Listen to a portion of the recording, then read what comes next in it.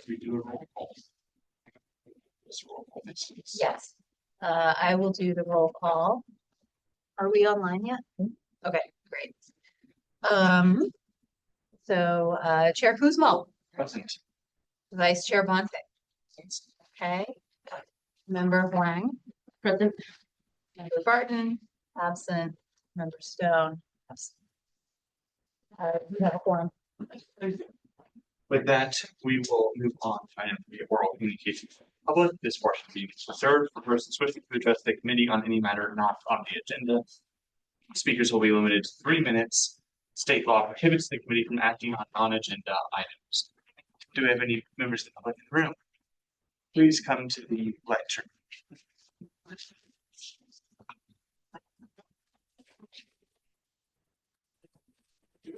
But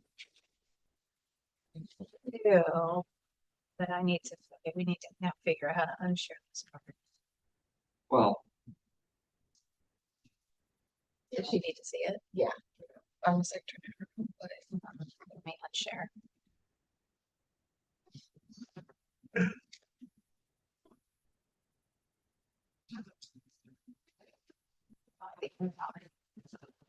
Sorry about this. I think you're taking the 3 minutes. No, we're not. We haven't started timing you yet. But you have to see it too. So well, I want to make sure that everything's set up properly anyways.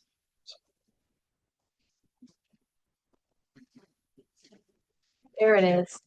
Awesome. Okay, so I think we just do it that way, right?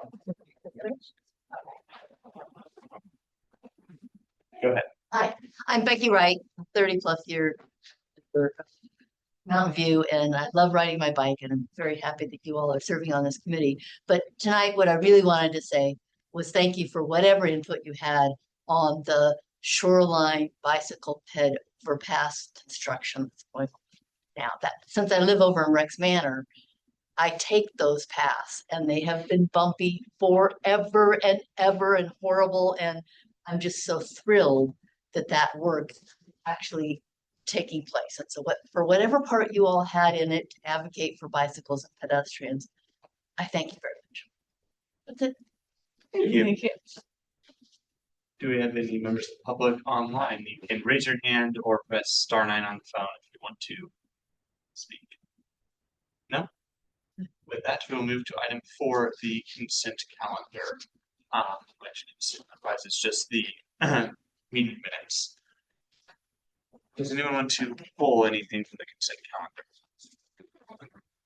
calendar? No? Okay.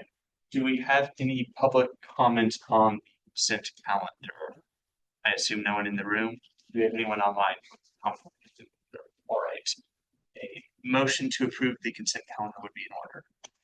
I move that we approve the consent calendar. Hi. Did I go ahead? Yeah, All right. I'm sorry. So Vice Chair Bonte moved it and Member Wong seconded. All in favor? Aye.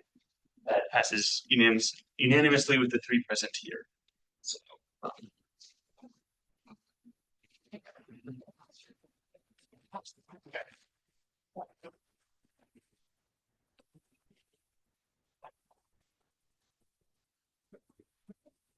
that moves us to item, there's no unfinished minutes, so that moves us to item 6.1, active transportation collision reports, and I believe we have a presenter from. This is Lieutenant Goff from the department, and you have a presentation, right? Oh, you have it up. Thank you. As in the past, we've compiled the questions and used Prime Analyst on the majority of the answers. So if you want to go to the first one. First question.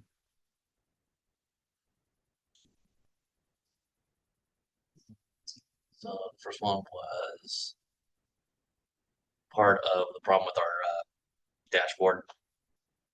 So one of the questions was there was an answer for null. It was our RIMS database. Our current report writing system is RIMS, and the data that transfers over is not working well. So that's been fixed on the dashboard. Did you say what the acronym is, PCF, for members of the public? Sorry. And sometimes for BPAC members too.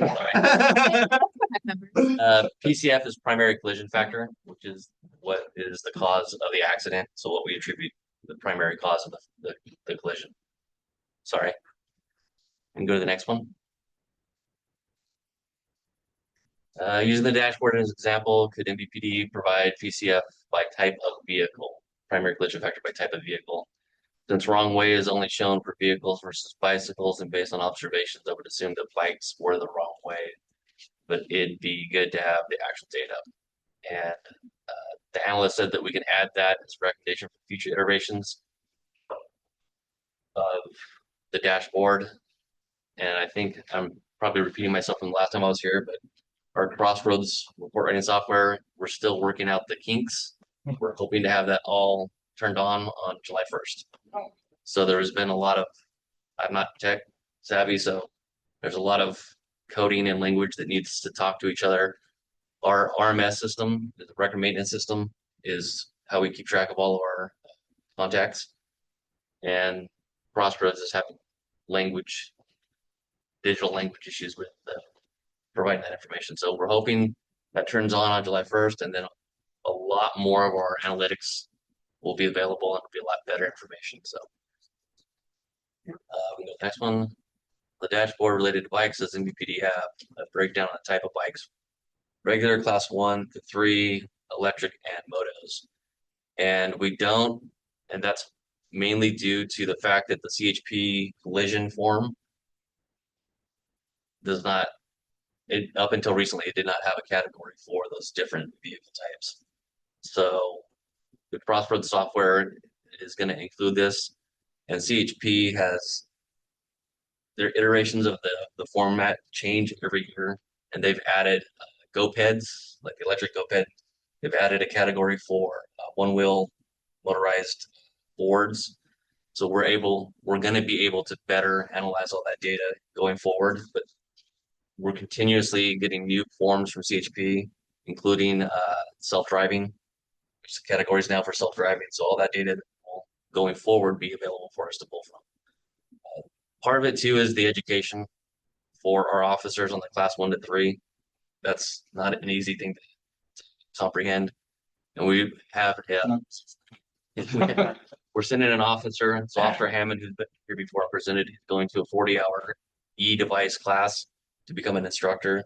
We're going to stand up a pretty significant e-device class that we're going to do town halls, we're going to do schools. We're really starting to push forward on the schools. We're trying to get permits for the kids to be able to bring their e-bikes to school, and at the same time prohibit e-motorcycles from coming to school. So that's all going forward. That's the stuff that it's work in the process. So next question. What is MVPD doing to educate or enforce not riding the wrong way? So this mainly stems or starts with our schools. So our school resource officers and our motor officers conduct bicycle education, bike rodeos with safe routes. We're working on that. We're trying to coordinate with them. It's a partnership with them where we participate in their program. That, along with heavy enforcement the first week of school at the intersections, the majority of the kids are riding through. Other than that, adults, honestly, we don't really, usually it's more of like a motor officer with a PA, getting on their PA speaker and telling them they're on the wrong side of the road. I can't think of any times where we've been writing citations for that, but it's usually verbal warnings. How many traffic tickets have been issued to bikes, scooters, hoverboards for running red lights, etc.? Stats for the last 6 months. Again, this is not, we don't have a method for dividing the driver type on a citation. It's handwritten in that it's a bicycle instead of a car, so that box is not populated into our data tracking system. The new Crossroads e-tickets that we're going to be getting, we're going to go away from paper tickets to e-tickets, and that has a category for bicyclist or every different kind of category, pedestrian, driver, bicyclist. So that will allow us to track that data better for that. I know that we have I've personally written red light tickets to bicyclists on our targeted bicycle enforcement days. We're looking for, and usually that's usually with the kids at the schools. But that was an adult though. So I can't give an exact number of how many. And do we have statistics on the overall number of traffic collisions for minor, major injuries and deaths over the past several years? This is what we were able to pull from our OTS, Office of Traffic Safety data, that we've reported for the last 3 years. There is some, if you look at the dashboard, there's probably some conflict in fatals. We don't report fatal accidents that happen on private property. And we've had a couple of those. One in particular was in the Walmart parking lot on a foggy day. Somebody was covered in a black blanket and was hit in the parking lot. So the RMS, the record maintenance system data may show a fatal, but it's a fatal for a vehicle collision, but it's not on a roadway. And so we don't report that on a CHP form. So you may see a number that says 3 for 2023. I think the data said 3, but it was really 2 that occurred on the roadway. And then just an update on our e-bike safety, like I was saying, they've recently developed a class for police officers. It's a 40-hour class. They've just basically inundated in everything that's e-device related. And it teaches the student how to put together their own program for the police department. Huntington Beach has kind of spearheaded this. They developed the program. So Officer Hammond will be going to that. He'll be coming back and partnering with school resource officers to put together a fairly significant class. It'll probably be, it'll coincide with the juvenile diversion. So we'll issue juvenile diversion tickets to juveniles who are riding without helmets, riding the wrong way. And then they'll be required to come to a class with their parent. Same thing with the e-devices. And the plan is to have town halls and required training. All the questions that come up with, do you have other questions? Some of them were kind of together, kind of longer question. These implementations of these tickets, meant for teachings only to children. I mean, have you considered for seniors also? The senior citizens I see, especially a lot of them from different countries, require them to even speak English. They just go the other way, and then and then how you guys gonna really teach them so that they're seniors too. They're gonna probably get into an accident, not knowing where to go. So on the adult, so the category for that type of stuff, we have a program called Lab 25. So that's one avenue where anybody who's on the roadway and commits a violation, if they're under 25, we can send them to the Lab 25 program. That's an online class requirement where if they complete that, then the citation doesn't get submitted to the court. But that's within the constraints of the age. And we don't have anything for senior citizens for that. That would probably be more a warning. And so the new e-citations will have a warning option also. So we have written warning tickets, but I don't think anybody uses them. So it's usually they get a ticket or they just get a verbal warning. With the new system, we'll be able to enter it as a warning in the system. It will track that person has been given a warning, and it'll go into our record maintenance system so that if we check them, we'll find out that they've already been warned for that. But as far as an education, there's not something that we can offer or mandate for that. Any other questions? All right. I had a couple. I realized at least one of them that I asked in advance didn't seem to have made it through. So, but actually, first related to what you're mentioning, will Officer Hammond's e-device instruction coordinate with our safe routes to school or any other things involved interacting with the students at our school with regards to active transportation? So if those classes are held, the bike rodeos are held prior to September. As soon as we can get him into the class in September, he's already kind of spearheading all the brochures that we put out recently, the social media push that we've been doing. He created those, and he's been running that program. So he will be having additional training to do that. If the safe routes bike rodeos occur before that, it'll be him that's participating. He just won't have that class under his belt where he's created the whole program yet.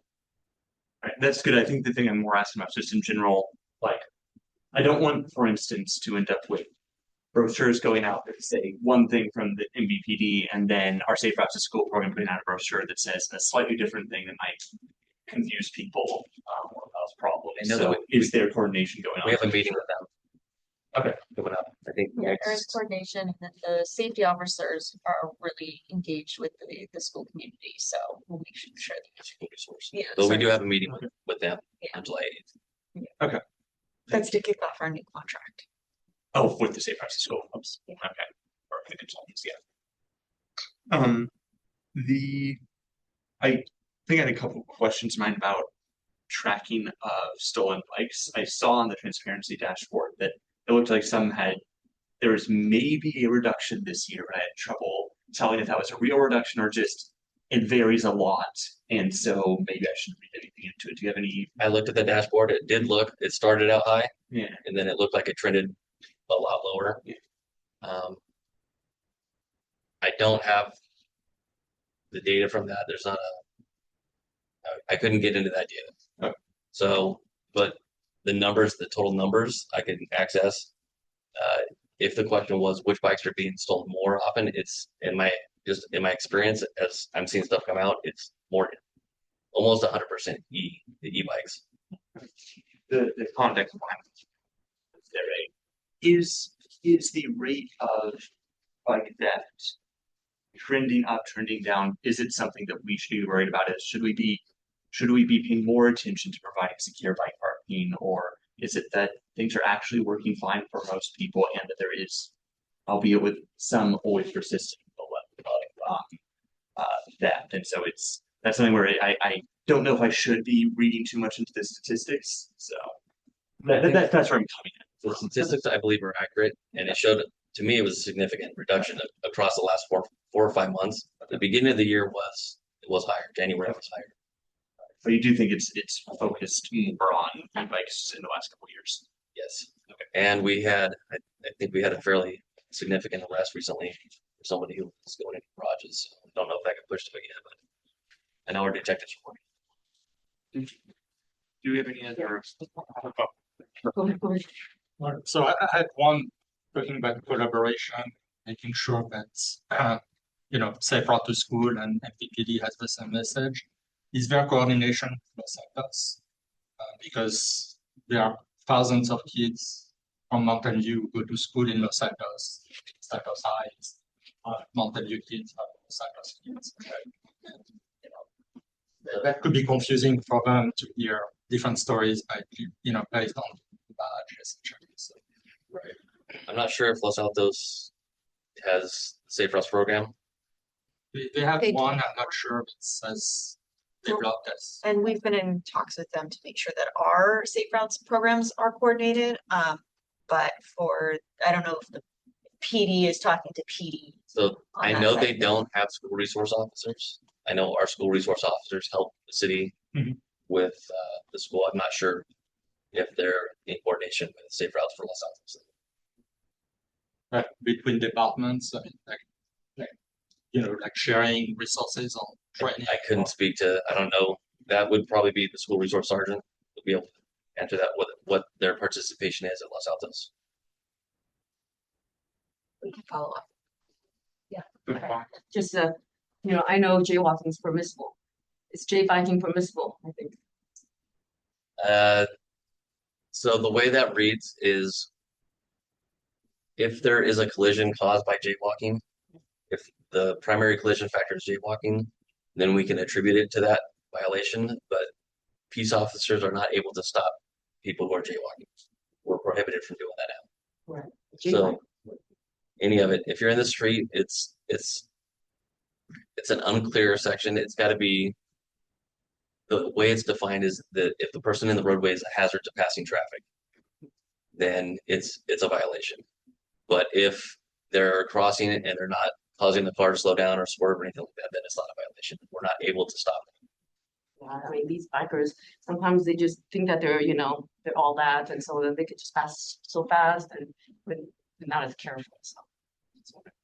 So if a bicyclist is operating the bike in an unsafe way, the vehicle code does allow for them to be stopped for a violation. If they're making an unsafe lane change, just like a car would, then it would apply. and we can't stop them and they could be a citation.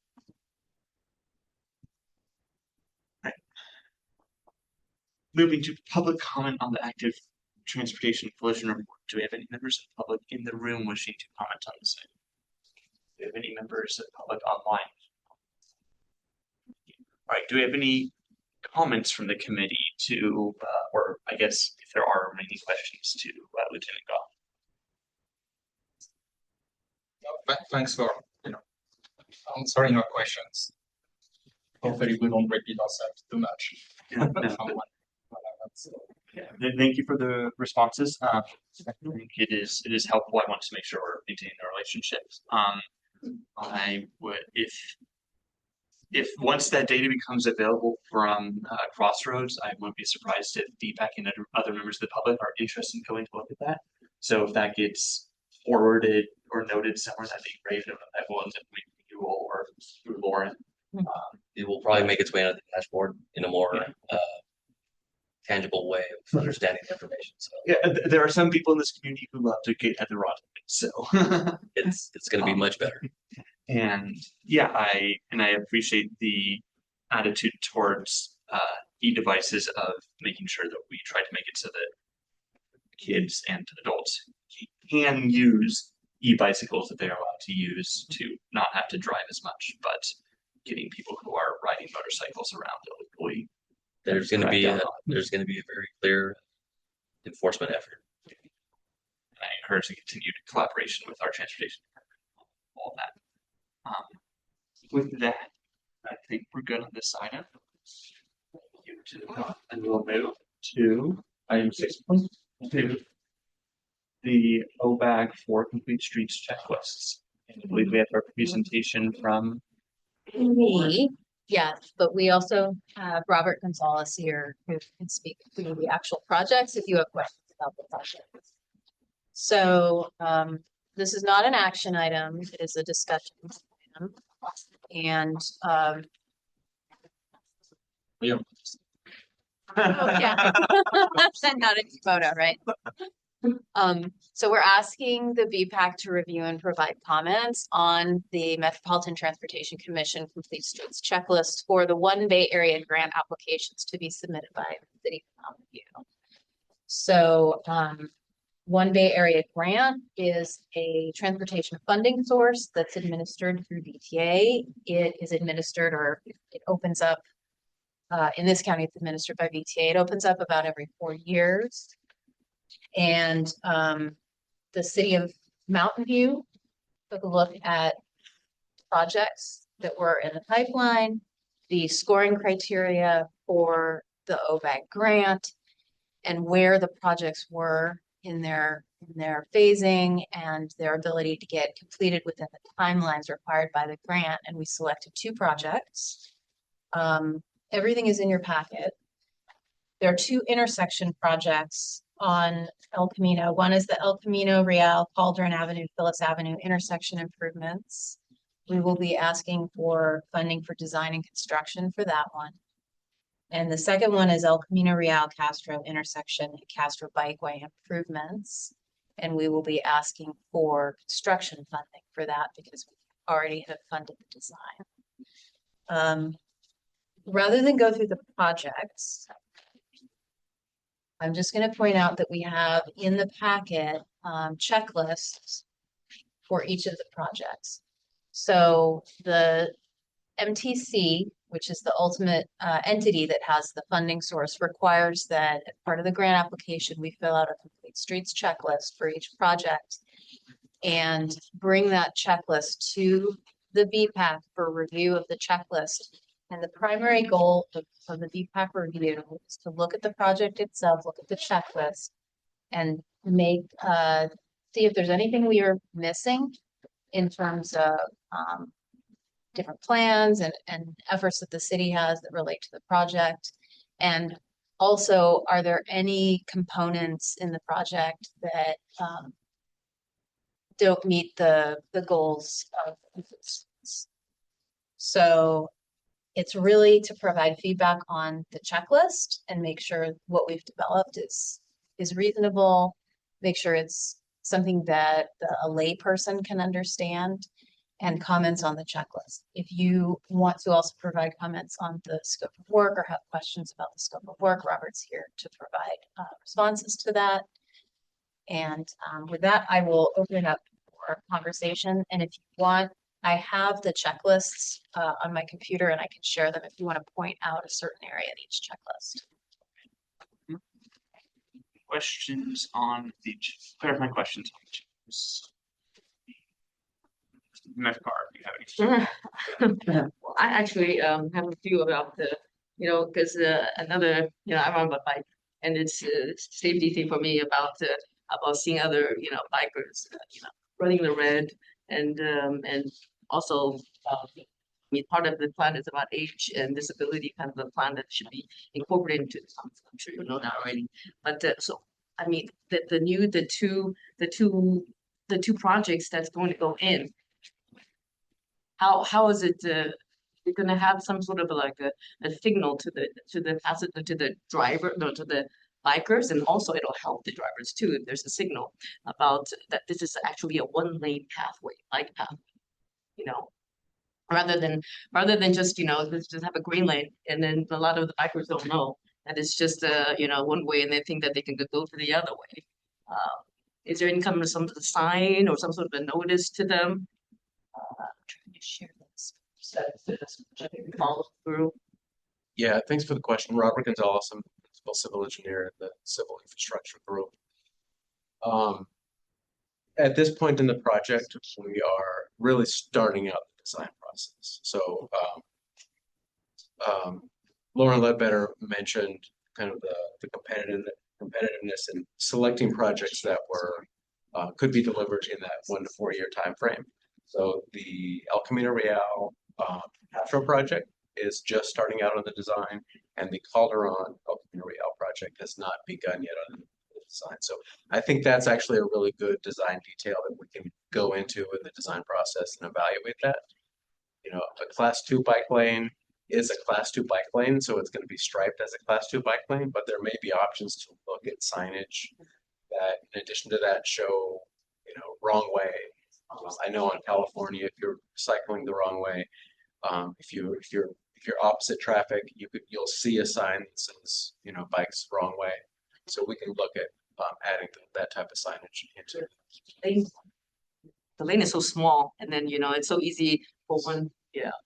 And then the other thing is, besides this, just that, okay, and also, no, for the bikers, the drivers, I think that there should be some sort of a fairness too for the drivers, so that they don't feel like, I talked to a lot of drivers, they hated when the bikers, they just run the red versus run the stop, and so that maybe there's some sort of like a sign for the bikers to also let them know that they should follow the rules too, and not just be, arrogant driving, thinking that they're, being good for the society and for the air. So, and we can take this as a general comment as well, because these are two intersection improvements. There's only so much you can do at one intersection to manage this sort of behavior, but this is something that we can take in as a general comment and look for ways to explore that through our educational projects and through our corridor projects. We're delivering cycle bike infrastructure. I don't have it. I want to note that I was able to finally screen share. So this is one of the projects. This is the Castro Street project. And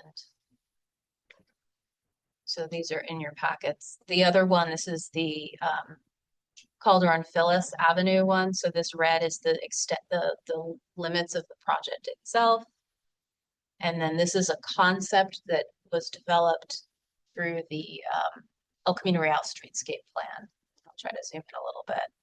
So you can just see these are very conceptual, and we're putting these in the grant application. And then, if we receive the funding, we'll do the design work to validate that what's proposed here is something that's feasible. So you have questions? Yeah. So I mean, thanks for answering all the questions. There, I had one around, who owns what and who's in charge of what on the Camino.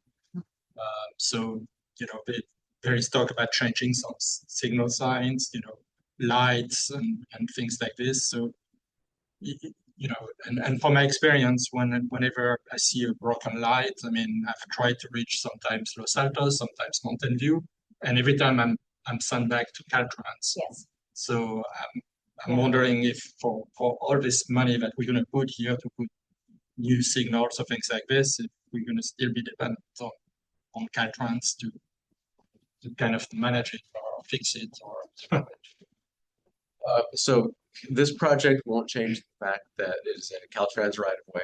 We don't want that to change the fact. We want them to take responsibility for the right of way that they own and operate. We have proposed projects along El Camino that the city is sponsoring it, we're investing in it. So for example, when Caltrans did the pavement maintenance a few years ago, a couple of years ago, we approached the Caltrans and volunteered to contribute to put in the bike infrastructure.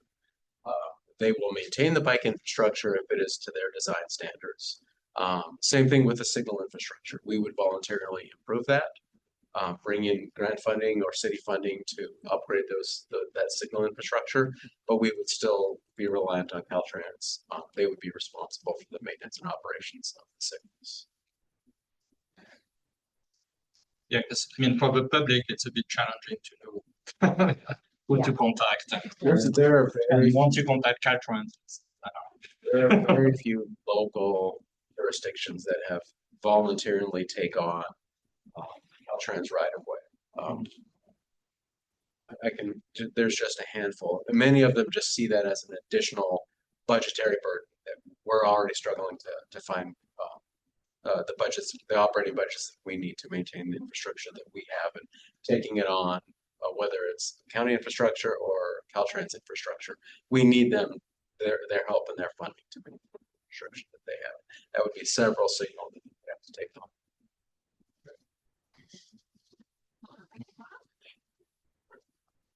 The additional. nope. Could you, since it got mentioned briefly in the clarifying questions, is there anything to elaborate on regarding the green infrastructure elements being considered for these? I saw that was in terms of stormwater retention for at least the Phyllis one, but I wasn't sure if there's any more detail to call out there.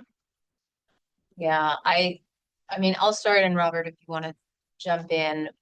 For the Phyllis and El Camino, Phyllis Cauldron El Camino one, there may be some space or opportunities to be able to provide green infrastructure. We'll have to get into that with the design. I do believe that with the Castro one, there's less space. If you want to confirm. Yeah, that's correct. So like I said before, we're early in the design, we don't have details. I will mention that going back to the Caltrans element here, one of the more important things is to understand who would maintain the infrastructure and whose property would that infrastructure ultimately be on. So in some intersections, I'm thinking about the El Monte Escuela intersection, the Caltrans right of way is very expansive. So much of that intersection, we're considering putting in green infrastructure, and we're actively talking to Caltrans about taking credit for the investment that we're putting in there. This one is a little bit simpler. I think the right of way is very close to the crosswalk on both sides, on the north side and the Calderon side and the Phyllis side. So I think it's pretty clear that the infrastructure, the green infrastructure, will be on city property, but that is something that we want to confirm as we go through the design process. Don't know who will answer this question, but pulling on the thread of I'd asked a clarifying question about the Castro Commons project. I wanted to understand my impression when this project originally. So just to make sure that we all understand what this diagram is showing, that is showing a maintenance or parallel parking along the northbound side of Castro Street for that entire block. And once Castro Commons implemented, there will no longer be that road that's in the middle in the satellite imagery anymore. And instead, that'll just be a paseo. And so that's why the parking is all the way along there. Is that all a correct description of what this diagram is showing? I'm gonna ask. Hi, Ed Arango, Public Works Director. So this concept that you're looking at here is I want to say it's 4 or 5 years old. Can I get manager better to help me? Is it 2021, 2022? That sounds about right. I think that's I when think- it started, but I think Yeah. it last had some public meetings in 23, but I think got started before that. So I think that dates this Yeah. well before the Castro Commons project. So when the Castro Commons project came in, we were looking at this frontage and we were trying to align what we want to do here with what they want to do along the frontage. So this isn't exactly how it's gonna, the number of parking spaces that are parallel, they're needing some parking spaces taken away so they can provide a trash loading and unloading for their facility. So it's kind of closer to Yosemite. Those spaces we're looking at removing and making that trash pickup drop off area. And so another revisions along it. Generally, it's close to it, but it's not this exactly. So I just want to kind of provide that context that during the Castro Commons review of the development entitlements, we did some working with the developer manipulate this just a little bit. It's still the intent, but it's not exactly like this. The number of spaces may change. And does the city have any commitments to the developer regarding the number of street parking spaces that are along this frontage, or is that just regarding the city's making sure to provide the access for trash pickup and such? Yeah, no number of spaces are, there's a commitment to that. So we have flexibility. We try to avoid taking away parking spaces because we know there's a large demand in downtown. So we limit that. So we were very prudent about confirming how many spaces we're removing. Can we limit that for what they need? But the expectation that the spaces here would predominantly be used by tenants, whether commercial, retail, or customers of that Castro Commons project, which will cover that whole block, right? Yeah, we really envision that the use of the parking spaces would be by customers, because it's going to be mixed use, as well as just those who just want to visit further down and they can't find parking right in front of other blocks and other retailers. They might park here as well. Okay. I have things to comment on in that regard, but I'll say that for our comment section. Clarify on the current setting, is the parking parallel or is it angled? It's angled today. And if I'm not mistaken, it's a little bit off street, right? In a way, so I mean, it's not flush with, right now that it's angled, but it goes inside the sidewalk kind of. Yeah, the parking stalls and the sidewalk are separated by stairs. Yeah. And so it's separate, but it's an area of off-street, outside of the vehicle lane. Yeah. Parking. So that's kind of off-street parking. Yeah, and then the sidewalk. So would it be the same setup here, or in other words, would it be? It would be parallel parking instead of angled. So you can see here all the Would it be kind of encroaching on the sidewalk, kind of? Oh, I think what for the Castro Commons, we reclaimed the sidewalk and then it's going to be. We reclaimed, so we were reallocating space, recognizing that we wanted to provide a bike lane on Castro. And so we had to reallocate the space. So the sidewalk, I think generally is going to stay about the same. But now we get a bike lane on both sides of the street out of it. And then we can only fit parallel parking there instead of the angle parking.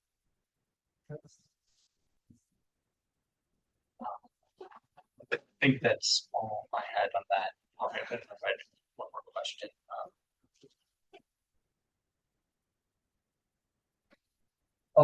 The nature of those city-owned lots near at both sort of Phyllis and that small side street whose name I'm blanking on, and at the corner of Phyllis and Alpamino. Is the plan basically just for those? Do those have any special reservation for things in city's plans, or are they basically just we may use them for green elements or stormwater retention or whatever? I do not know the answer to that question. I just had no idea those were even city-owned Right. properties, so that surprised me. Okay. All right. In that case, I will move. We have another question. Yeah, those corner islands that people put calls, right? So I mean, have they been shown to be effective? Do you guys know anything about that? I don't know. So I want to know why, these corner islands, would it be safe for the pedestrians? I know they would probably just want to jump onto it, in terms of street lights or anything. Are they pretty? Go ahead. I can start, but I'm going to defer to my transportation manager's expertise here. My understanding is that these are very protected elements. They're places for refuge in the same way that you would have a refuge island, whether it used to be just in the median when you were crossing a street. But these are places where, particularly if you have a raised curve at 1.2, the Charleston Shoreline Boulevard intersection, that was improved 8 years ago.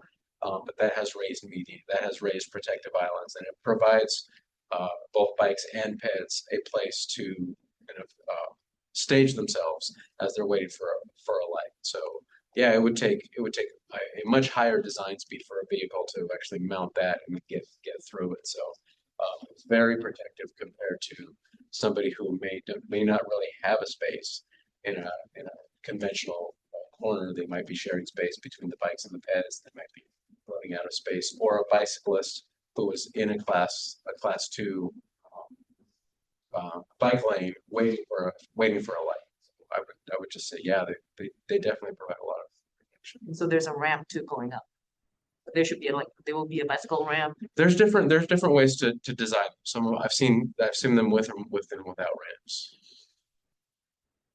Yeah, I mean, you can see they're just between these two, they're slightly different. This one here is very, very conceptual, right? Just this is approximately what it could look like.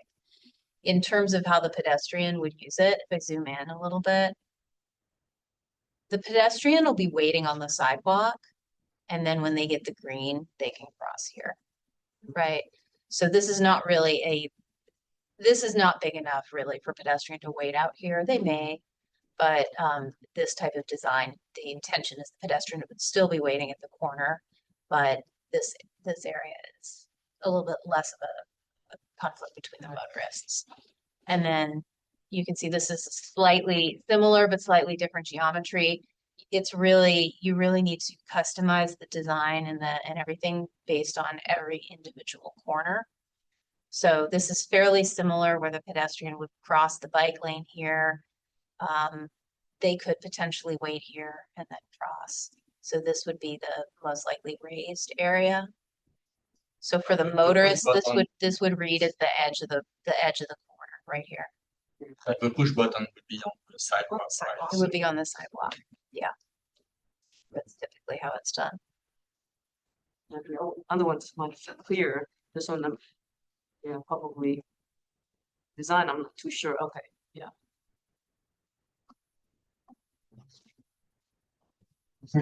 If I could add two more benefits.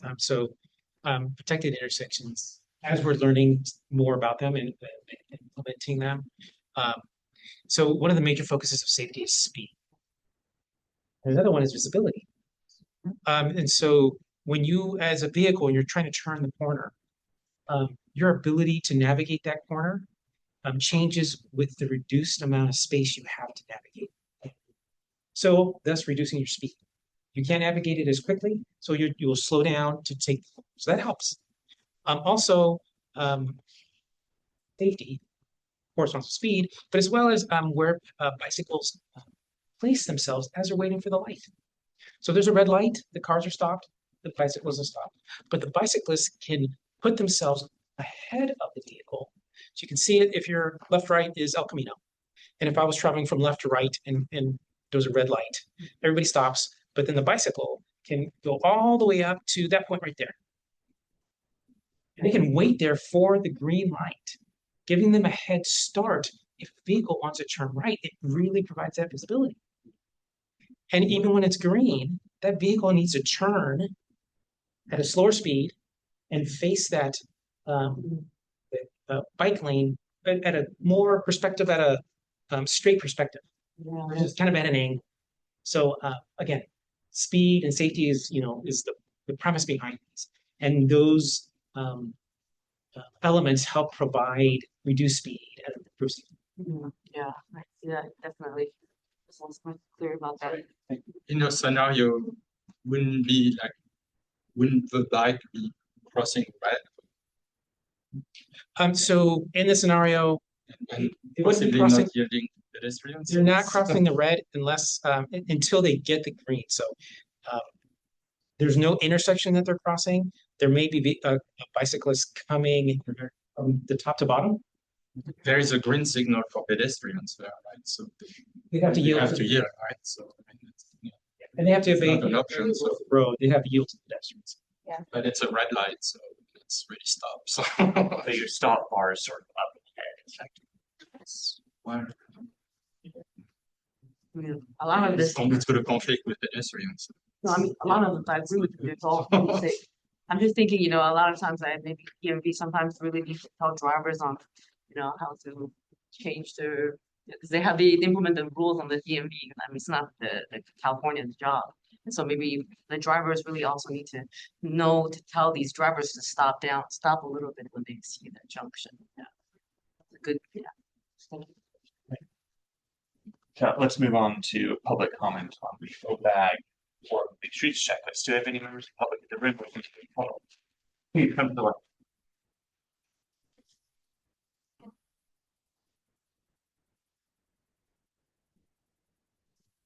This is kind of a sidelight, but his comment just brought out, I rode my bike over here to the meeting today. And when I got to the El Camino Castro intersection, and I'm waiting for the light to turn so I can cross El Camino, there were pedestrians there as well, very crowded actually. The pedestrians started out as soon as the green light was there, but the car that was also waiting to turn right, which we get much more now, can't cross, hardly saw that pedestrian. And actually, the pedestrian got across, but then the car went, and then the rest.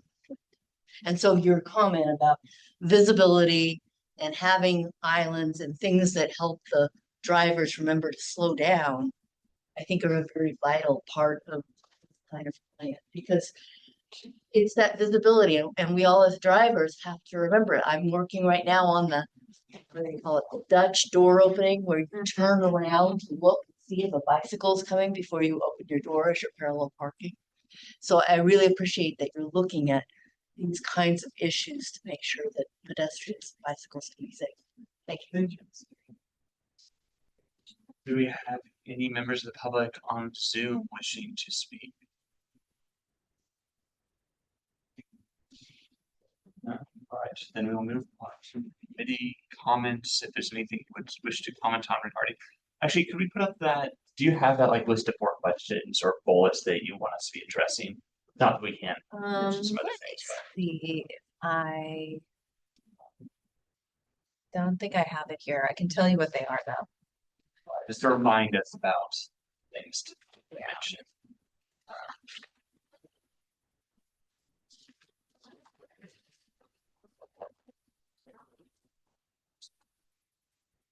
Okay, are the answers to the checklist clear and understandable to a lay person? Has the project sufficiently incorporated complete streets recommendations outlined in adopted plans? One is if an exception to the complete streets checklist is requested, is it reasonable? But we are not asking for any exceptions. And then, so there's really just three. The third one is, are there any additional comments related to the project and proposal? Do the committee have any additional things to comment on? Thank you very much. Okay. No additional. Thank you.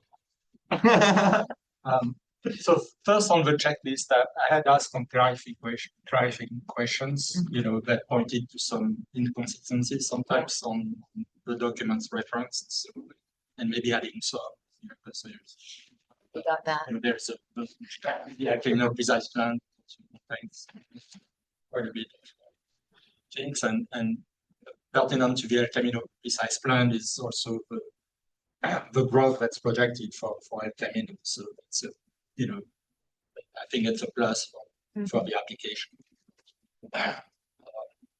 In fact, we can see the effect of the densification at the Castro El Camino, because we currently have multi-stories residential, multi-story business, and then the other two corners will soon have multi-story. So it's going to look more like an urban intersection, which is kind of where I am, even though it's a city. Growing city.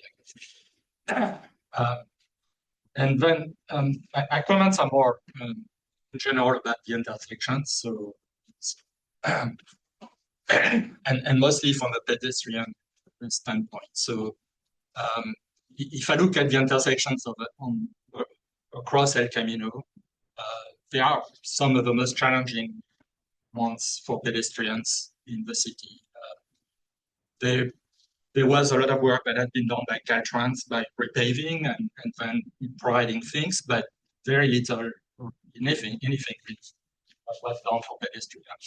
There were a few mid-block crossings, but nothing was done really for pedestrians on there. There was restriping, maybe some signals got improved, even though they broke a few times since, but there is nothing really underwater. I'm going to go first to the issues with the intersections as pedestrians. I walk through these intersections at least once a week to go to do a shift at CSA. And then whenever I come here for I'll be back. So today I walk twice through these intersections.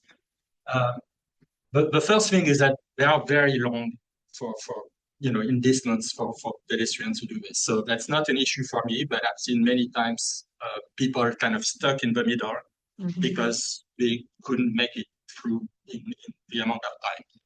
And if you look at most of the intersections, that's a very scary thought because except for Castro, and they are not perfect, there are pretty much no safety islands there. So when people get stuck in the middle, they kind of try to go as close as possible to the sign.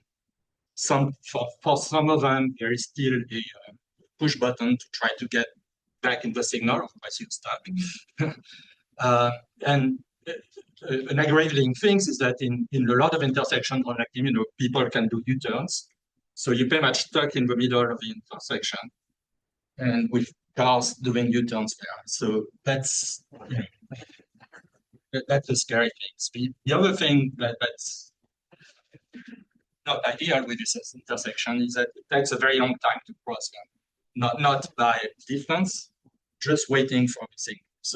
So every time I walk, if I'm lucky, everything works fine. But if I'm not lucky, it's easily 5 minutes to cross El Camino. And crossing El Camino is often a two-step process because when I come here, I kind of do a diagonal, if you will. I typically cross by shoreline, but it means waiting for a phase for ever crossing shoreline, and then waiting for another phase for doing this. And usually I press both directions, hoping that it works, but there is nothing synchronized. So you press one button, it's not coordinated with the others, even though what you want to do is there. So, and 5 minutes, it's quite a long time, especially if you consider that people need to cross El Camino to go catch a bus or something like this.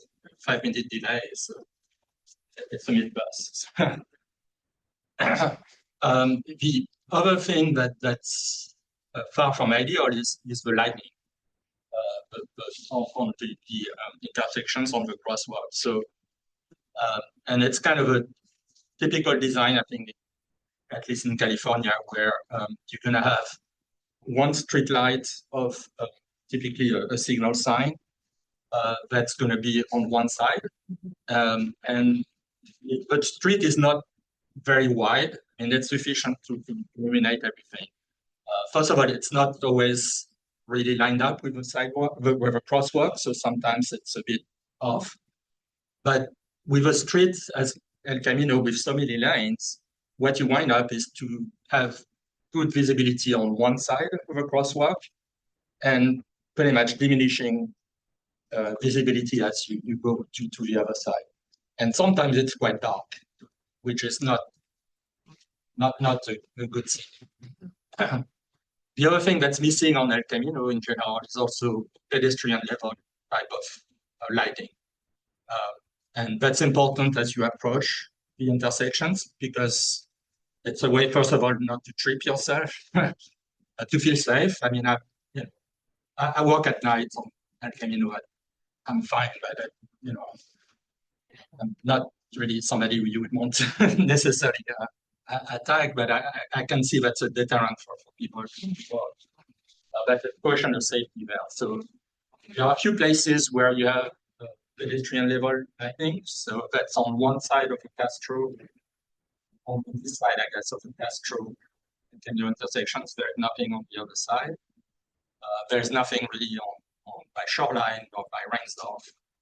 But that's pedestrian lighting. And then, and the pedestrian level lighting is also important to have better visibility for bikes on the bike lanes, because the same issue that I described where the light is on one side and fails to illuminate everything, it means that it's pretty dark on the bike lane on the opposite side of the light. The lights are also typically pretty high up, so they are above the trees. So you pretty much, you illuminate whatever lives in the trees, but it doesn't reach the pedestrians or the bikes. So pedestrian level type of lighting is very important for both bikes and pedestrians on the approach to this intersection. So, and so when I look at the projects, I don't see much being done to address these issues. And I don't want to really script what you should be doing, but I think there needs to be much more emphasis on pedestrian for the than it's being proposed. Because I don't see much benefits from pedestrians in there. There could be a little bit of protected things, for the safety there. I think in one of the checklists it mentions kind of reducing the length for crossing, but I think that's not accurate, because as a pedestrian you'll still be waiting on the sidewalk, and the distance will be the same. You just have to cross 6 or 7 lines of traffic and 2 bike lanes. And then one comment I wanted to provide about these treatments, where you kind of have to also cross a bike lane essentially there. I was in France in May, in Paris, and Paris has done great things for bikes and so on.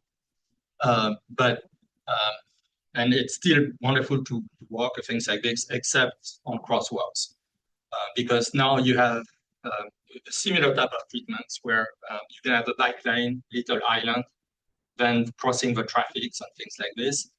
And maybe it's specific to Parisians. I'm not from Paris, so I can bash them there, but they never stop. You can try eye contact, you can try arguing, and I've got plenty of French to be pardoned for that, but it's like they just don't stop, and it's actually dangerous and frightening and stressful, which walking shouldn't be. So if we go for something like this, I would want very strict rules where red is red. Pretty much, the pedestrians have waited 5 minutes to get their right to go. It should be respected. No exceptions, and very much strict enforcement on this, because it's crazy. And I'm hoping Mountain View residents are not Parisians, but some of them may be from New York. So, just as. Can I ask 2 clarifying things about your comments, Vice Chair? First off, I was realizing this as you were mentioning some of the additional things. I don't walk through these intersections all that frequently myself. When it rains, do we currently have problems with ponding at the curb cuts? I don't think at the curb cuts. Okay, so people aren't having to step through water when it rains. No. Okay. But it also, this is California. So Yeah. and I also don't walk. I'm trying to make sure that I understand what your comments about conflicts between cyclists and pedestrians in the crosswalks are related to. Is that the only conflict I see, which I'm not saying it's not a conflict, but the only conflict I see is that basically as cyclists are arriving at the intersection at a red light, they will cross the crosswalk where there may be pedestrians, or pedestrians may have the right of way at that time to get up ahead of the drivers where cyclists are supposed to stop. Is that the main spot where you're referring to? Yeah, Or- and the spot is really that they should be stopping to let pedestrians go. That's the rule of the road. I mean, because from my experience in Paris, I mean, cyclists will not stop, will not yield, or they just graze, or try to will them to do this. I mean, that's just, it's calling for bad behavior, I think, and Okay, I guess my comment on that will be at similar style intersections I've seen in downtown San Jose.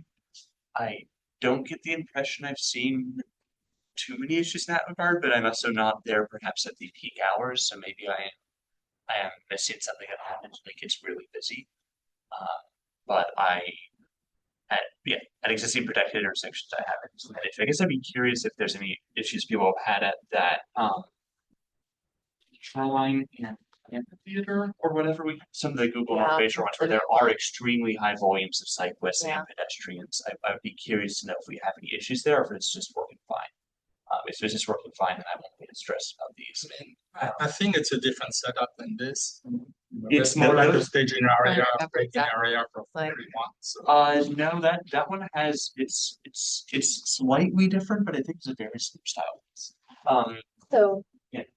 just to respond, I think this is really helpful input for us when we're starting to go into the design phase.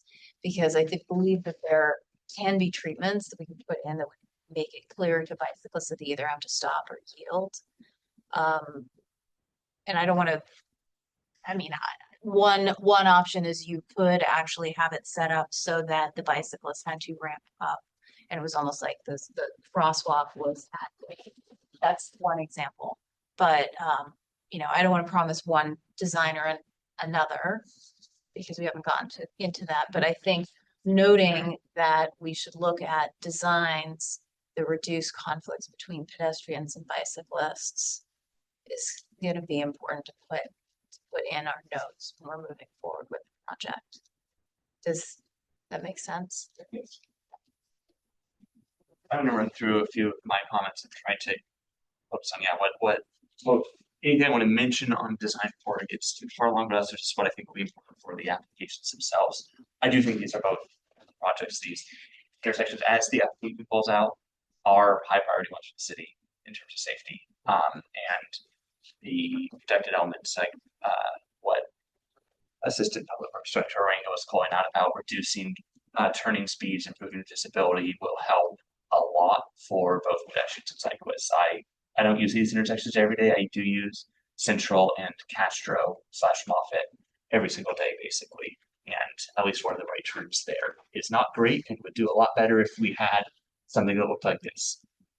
I believe at least the Phyllis Calderon one already has no right turn on red. I don't know if I can't hold that's the case on Castro right now. I think that goes well with protected intersections. So I hope we do that. I think in terms of the project applications, I didn't have any glaring things about the nature of the applications themselves. I think mentioning the stormwater stuff, I don't know if that actually matters for what the nominal stuff on the Complete Streets checklist. I can't remember if the Complete Streets criteria currently includes do you have lots of letters from local organizations? I know some of these grant applications do. This, But if you're explicitly pulling out those sorts of water treatment things and reach out to like the local green species group or the such, you might be able to get additional support which could help us in the project. And it would presumably be good to do, but on its own merits. But just for the grant side itself. Regarding protected intersections, I have found myself for the past 2 years doing a lot more two-stage left turns, which wasn't mentioned, but actually doesn't really lose you that much time and sometimes gains you time as a cyclist, just crossing in the bike lane, then turning and crossing in the other bike lane. and it's a lot safer. Protected intersections make that a lot nicer. Design element that I would like to see paid attention to is whether any of the protection corners end up in a way that is hazardous to cyclists riding through. I have heard, I guess, minor complaints about some of the California street intersections, and I've sort of felt that when I've ridden through it a few times, of that the plastic bollards can feel a bit abrupt when you're riding through and sort of force people to veer in the bike lane more sharply than they're entirely comfortable with. I don't think that's the biggest design issue. I think that's still a good project to have done. I just want to pay attention to it as we go forward with this. I think one thing that will make the application stronger and make the projects better would be basically getting more of the bike lanes protected. And the spots where I see that are on northbound Castro. My impression is that a lot of the reason for retaining that parking in those original plans was because there were businesses there at the time who were expecting customers to be able to use that parking because it had been there for a while. With the Castro Commons project, that is no longer the case. There are actually businesses, I believe there's at least one business still there right at the moment, but once it's rebuilt, presumably that will correspond to a lot of change. And that bike lane, I'm not convinced I think it'll get a lot of double parking if we have it retained in its current form, because that bike lane is basically wide enough to park another vehicle there, a delivery vehicle or a drop-off. You'll have people pulling in and out of the parking spaces, and it's only like 10 to 15 spaces once you deal with whatever trash and recycling drop off and that sort of thing we need. So getting some way to make that protected would be amazing. I think that would make that a lot safer. Just make it a lot safer and make the application stronger. The other spots I noticed for additional protection were potentially along Phyllis on the approach to El Camino, where I think there might even be enough right of way to just make the northbound. I have no idea. Southbound, it looks like we probably have the right of way to do some parking protected bike lanes. I don't know if that parking's even used much right now, but that I think would make that project a bit stronger. And then I don't know what the right of way situation is for the bus stops that might be affected by either project. I think it's mostly the Phyllis one though. But if we can make those be some form of island so that the buses that are going through are not pulling across the bike lane constantly, that would make things better. I don't know what the right of way constraints are. Yeah. I don't know if that's something where moving the bus stop 100 feet would make the right of way better. But Yeah, there's a bus stop here. yeah. And I I think believe, actually, I I think the other bus I stop think is they're over both here. on the eastern side. Yeah. Yeah. And then Castro, all right, getting I'm not sure that- oriented. Castro, it's by It's on the upper side. Yeah, but that's by the early design. On Yeah. that top Side. right side. Yeah, right there. Yeah, and then there's on the reverse side. I don't know if either of those are covered by project boundaries. I also don't know if the ones that are along Castro are covered. I think there's only one that's on southbound Castro that might be covered by the project boundaries, but so Yeah. the complete streets checklist also requires coordination with VTA. We submitted this exact package to VTA at the beginning of the month, and we'll be hearing back from them by the end of the month. We talked about that exact question, should we consider this? And we generally felt that that would make it a much, much bigger project. And it also would need a lot of approval from VTA we don't even know if VTA is willing to move forward with that type of design. You would most likely need to take right of way in order to provide the full transit boarding island width. It just becomes a much bigger project. So we're waiting to see what EPA says. But at this point in time, we were not intending on building transit boarding islands with these projects, even though there's transit right adjacent. I don't know if you can put back the Castro. So that would be very much on the left side for, at the bottom left there of the things. There is, where the chess building is. I think part of it is also part of that project, we move the bike lanes kind of inside and separated from the bus. Yeah, there is a design, there is a It's project kind for of this an island location. thing, but it's So this design will integrate into the development that's happening on that corner. And I know that the bus stops at Castro are more important than the ones at Phyllis because they're also 522 stops. They are. So, but anyways, it's good to that at least that discussion is happening. It's happening. But yeah. Other things I want to make sure to touch on. For the Phyllis project, I mean the along Phyllis itself, there's currently just some striping that sort of provides the lane width. I'm not sure if it would make sense to sort of on southbound Phyllis coming out of the intersection.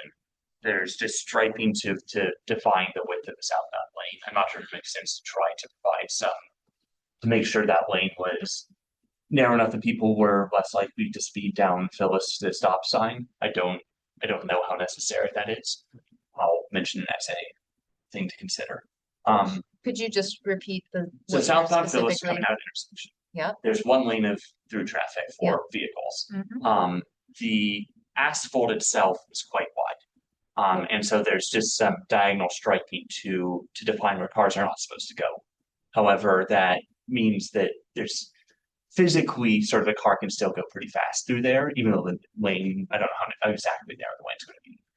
So I don't I know will how important that I will point out that this is a very conceptual sketch Yep, I know. and it may yeah. not look exactly like Yes, this. yes. So noted. Understood. Yeah.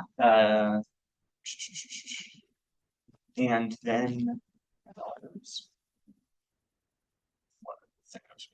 What I heard from that Yeah. is you want to ensure that there's not excess pavement in the there's not southbound excess direction. pavement. There's not that we've had a couple discussions at recent meetings about lane narrowing, like making sure that we're doing what we can to reduce the speeds. Like we're checking all the boxes, the different tools we have to reduce vehicle speeds to reduce safety. So your primary goal is to reduce vehicle speeds through geometric measures.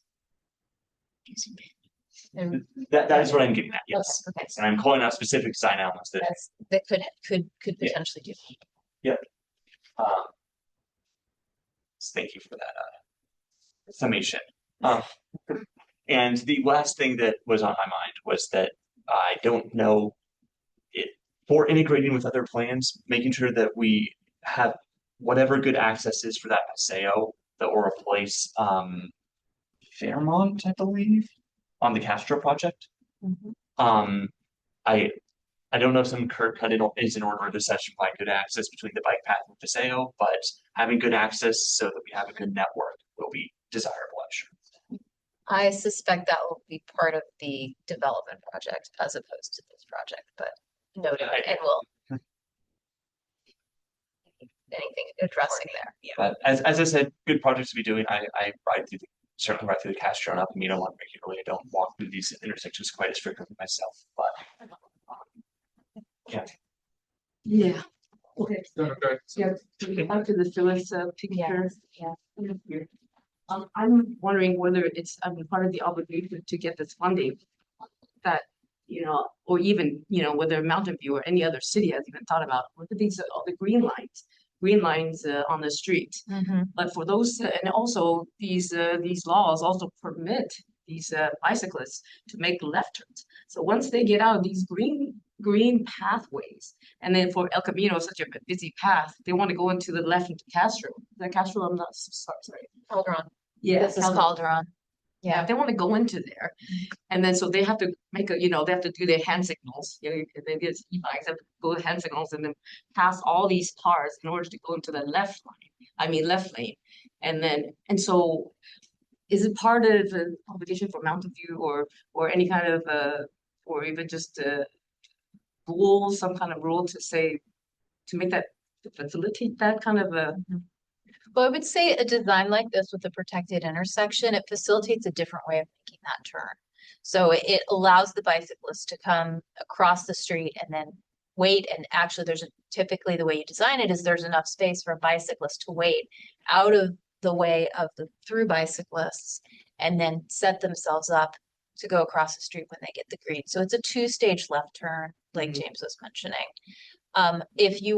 That doesn't preclude someone who is a very avid, adventurous, vehicular cyclist from crossing the 3 lanes of traffic and waiting at the left turn lane. And all of the left turn lanes should have a detection that would detect bicyclists, so they would trigger the left and they could go on the green. I haven't biked enough on El Camino to see how many people do that in Mountain View, but my experience is that very few people will actually do that because of the volumes, because of the speeds, and because of the number of lanes. And most people will typically do that left, the two-stage When there's left. that many lanes, the two-stage left turns common. If this was a one and one, yes, you'd see more people doing that. But something with this traffic volume and volume number of lanes. So exactly. So to facilitate that for the bicyclists who feel comfortable doing that, if you can see, I don't remember exactly what it looks like now at this particular location, but if there's a break in advance, of the intersection, they could then get out of the class 4 bike lane, safely move across, and then of course there's the detection that allows them to turn, and that is the limit of the facilitation that typically provided on a road like this. With a long-term kind of a perspective, with common street that they want to implement, and then for more bikes on the street, all over the place, and then in groups, a lot of kids, who's on a bike and there's all squished there, and then they just want to make a left turn going through that way. This is a student, this is a school intersection. There's a lot of students who use this. Yeah. And so we're going to be looking even more closely at how people are currently using this and what types of behaviors we want to accommodate and facilitate when we're doing the design. Yeah, that's one thing I want to make sure I mentioned that in my question. People may come from an apartment complex, like right on the corner, and so this kid may come out on the sidewalk on their bike because they're coming straight out of an apartment complex or the such. Mhm. And so making sure that's safe is, I think, good. But anyways, really feel free. So I had one question on this diagram actually. So if you look at the kind of dotted kind of back lane next to the crosswalk across El Camino, Right, like the are cross they bike one here. way or? These would be one way. Yeah, that's the intention. Yes, I've seen some like this by Rengsdorf that are used both ways, and I don't blame them because there is no crosswalk on the other side. Mhm. But that's not right. No one brings On from the Ringsdorf. only on the street. Yeah. Yeah, Rengsdorf has only one crosswalk, so I can see that. But they wind up on and then Going they wrong. keep biking down on Rengsdorf. It's certainly possible to do that given the appropriate signalization and the appropriate infrastructure going in either direction, but I don't think we had considered that for this or Castro because they're pedestrian crossing. Yeah, I don't pedestrian think it's crossing. advisable because Yeah. you wind up with, lots of Okay, thank conflicts. But So what I'm just hearing is- describing a possibility. He likes having it on both legs. Yes, okay, and you like one way cross bike. Yeah. Okay. And then I had two more comments, if I may. So one is to reiterate that whenever possible, we should put no right on red. These are very busy intersections. Both of them have school, a part of the road at school. I mean, if we have to put it anywhere, that's there. And I don't know, Caltrans seems to be okay with putting some. They let us put some there, and I think these are great places to do this. And then the other thing too is it's pretty inconsistent across El Camino regarding turns. There are like at Shoreline you cannot do one, but you can do one at Castro, which to me doesn't make any sense. I mean, it's a much busier and much more urban things. And honestly, I can't think of another city where we will have like this type of U-turns on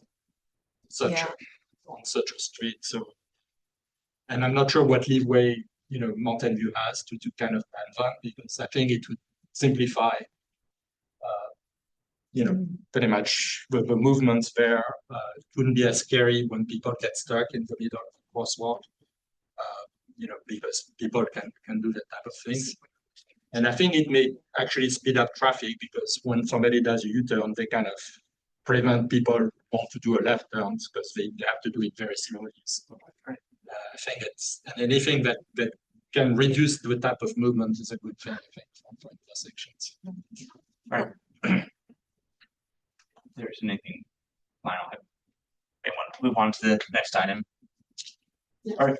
Okay, great. So just, Did you want to summarize any? I will, I have lots of notes. I'm not going to summarize all of them, but I will tell you the next steps. I'm going to take these notes, put them together, and attach those notes to the final checklist that we submit to MTC through their online portal.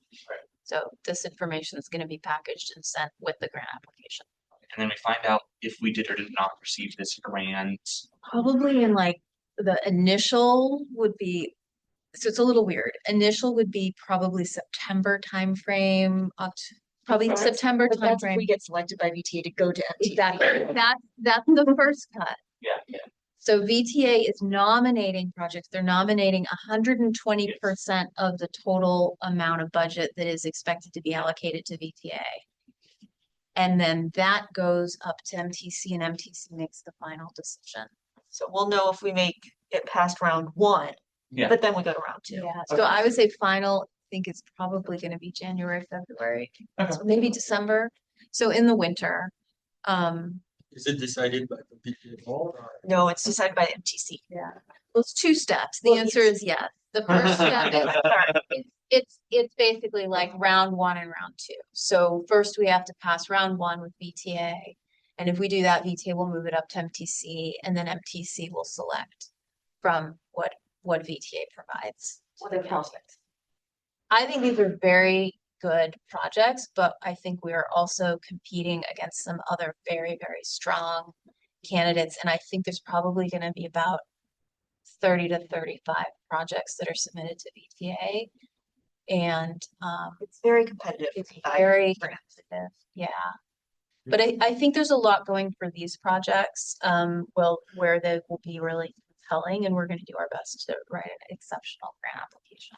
Do they allocate a bit by geography? Like, They do you know, not. quotas? Technically, yes. Well, it's, I mean, you can talk. But some of it, like, So there's more than there's half the country, there's so- a provision specifically in VT's grant guidelines about how many applications they can nominate from San Jose itself. Well, I Well, think it doesn't say from San Jose. technically they can't end up nominating more than half of their 120% from any one jurisdiction. And my understanding is that exists because San Jose presented a lot of good projects one year and got a very large percentage of the projects who were nominated. So that they present them from Widogan. But there's no minimum requirement for each city be able to get a project nominated as such. However, for the SB 63, did make that request that when VTA gets to distribute, if that passes ballot, that was one of the recommendations from Mountain View, was that it was allocated in two jurisdictions. It wasn't competitive. The more competitive it is, the harder it is to get back. Anyway, Anyways, let us move on to item 6.3, the draft fiscal year 2026 to 27 work plan and tentative agenda list. Thank you. All right. This is my item as well. So we do this every year. This is the first time I've done it. This is an action to accept the Bicycle and Pedestrian Advisory Committee's draft fiscal year 2026-2027 work plan. And then my understanding it then goes up to City Council for the final approval for all of the committees. So, as you know, I did email, thank you, to the chair to suggest that I do this. I emailed the committee asking if you would want to submit 1 to 2 potential requests for the work plan. Specifically looking at requests that are within the purview of the BPAC and, the BPAC bylaws, as well as BPAC's advisory role to City Council. And we did get some requests, and I'm going to walk through generally. Yeah, it's pretty good. So yeah, I guess you can read that. So I just wanted to kind of share you how I addressed it in the work plan. Because of the timing, I didn't have a lot of time to circle back with individual staff to confirm, can I put this specific item in the work plan? So what you'll see is I have a general item, but I don't have bullets underneath it saying, we'll do this, we'll look at this, look at this. And that's purely because I did not actually have the time to confirm and I didn't want to promise something, right? But so we'll start just, this is in no order. On the left is a summary of the request. On the right is how we accommodated it in the work plan. So establish a no right turn on red policy and start implementation. So I added to the work plan item 9, update BPAC on implementation of the active transportation plan policies and programs. The no right turn on red, that acronym's not the right acronym, sorry. Keep on doing that.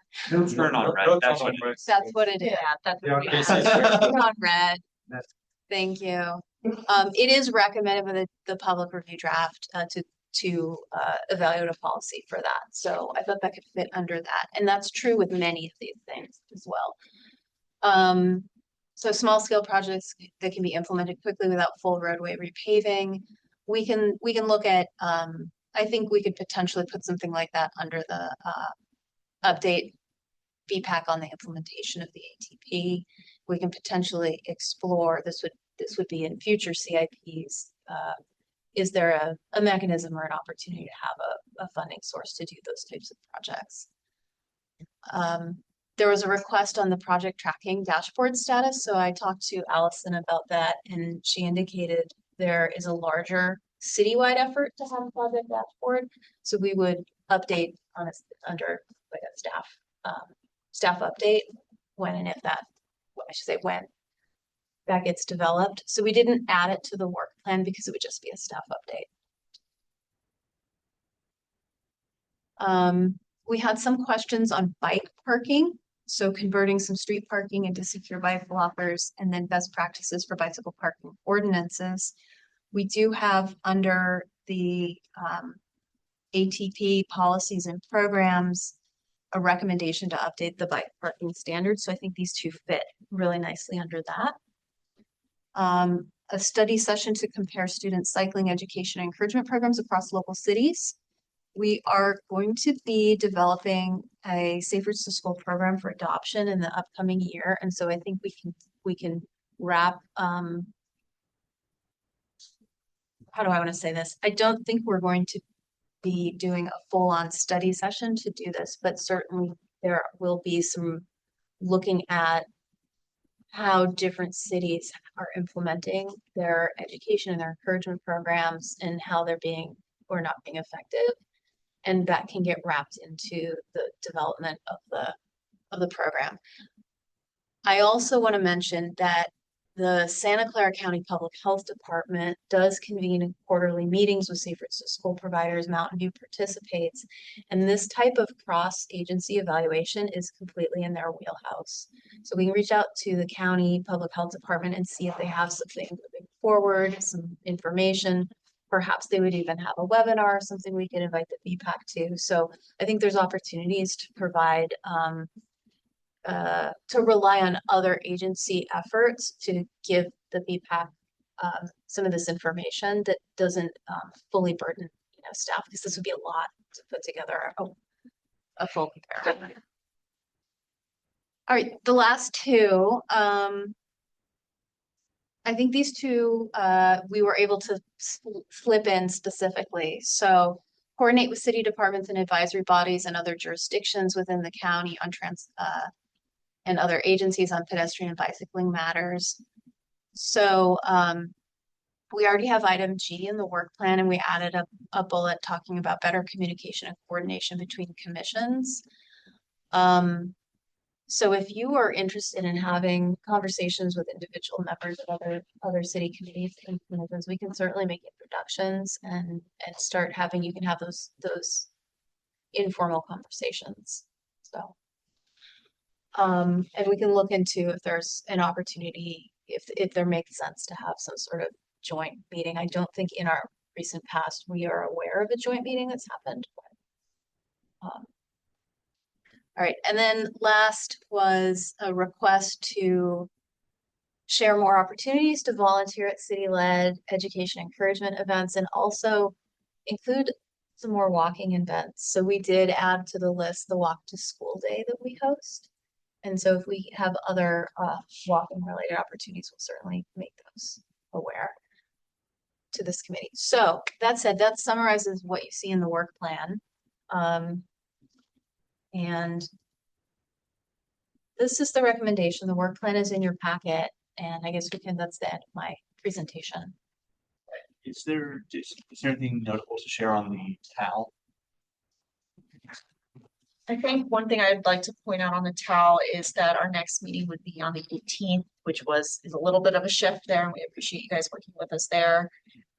There are some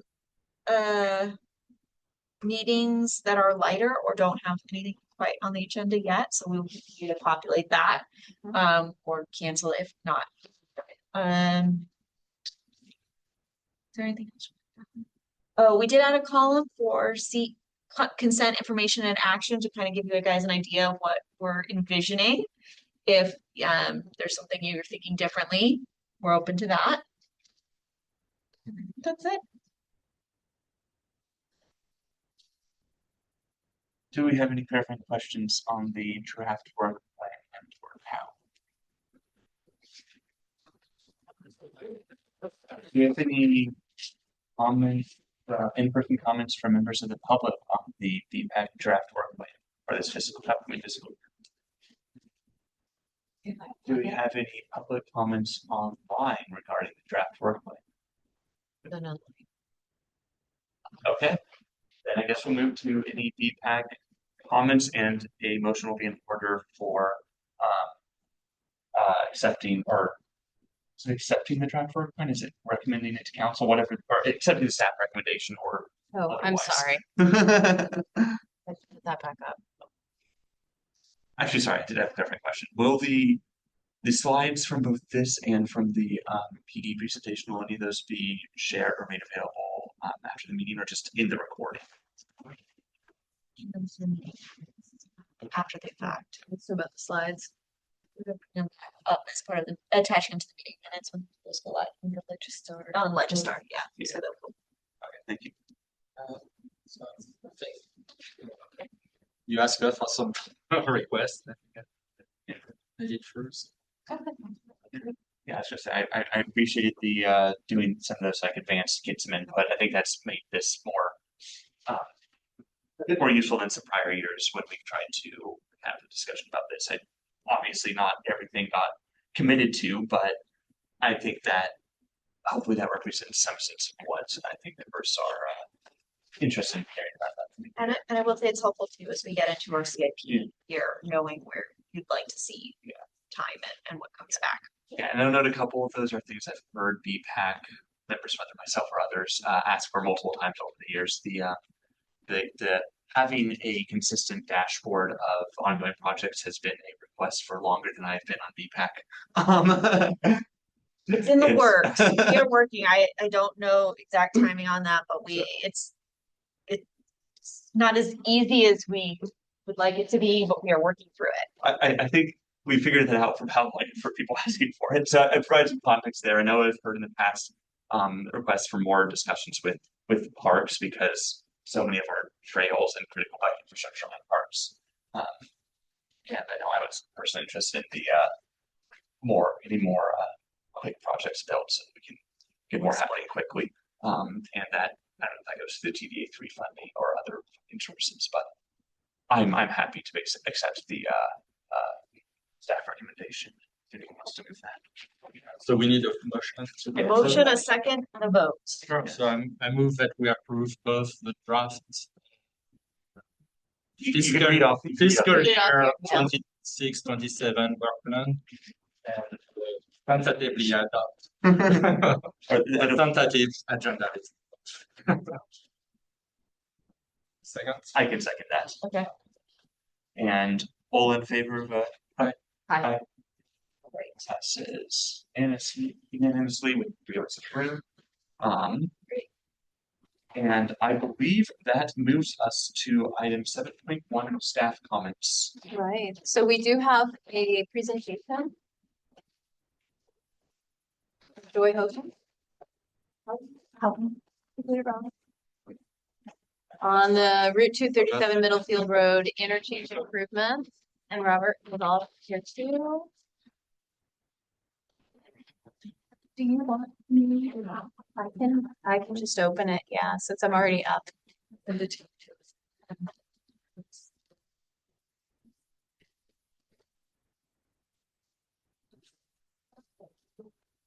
And I guess as a note, item, I believe we are not expecting like in-depth discussion on this or the such. It's just meant as an informational update. Yes, it is. And now.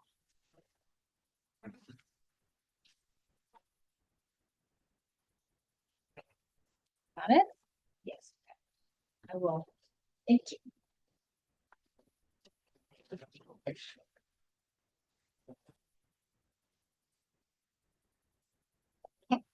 Good evening, Chair and committee members. My name is Joey Houghton, Senior Civil Engineer, joined tonight by Robert Gonzalez, Principal Civil Engineer in Public Works. And we're here to present updates on the State Route 237 and Middlefield Road interchange improvement project. To start with a little bit of background, Middlefield Road, shown vertically on this slide in the north-south direction, between Logue Avenue and the eastbound 237 off-ramp is very challenging due to the number and close proximity of signalized intersections in a relatively short stretch of roadway. This results in a high collision rate and a challenging environment for pedestrians and bicyclists. The intent of the project is to reduce collision conflicts and improve pedestrian and bicycle mobility and connectivity. This project started 2 decades ago, starting in 2005. Whoopsie, sorry, where am I going? In 2005, when Santa Clara Valley Transportation Authority, or VTA, solicited city support regarding highway projects in their Valley Transportation, or VTP, Valley Transportation Plan, or VTP 2023, which includes the State Route 237 and Middlefield Road interchange. Caltrans approved the project study report that included the same interchange in 2013, and up to this date, the project was theoretical with no funding available for the subsequent phases. Whoopsie, why did it do that? Sorry.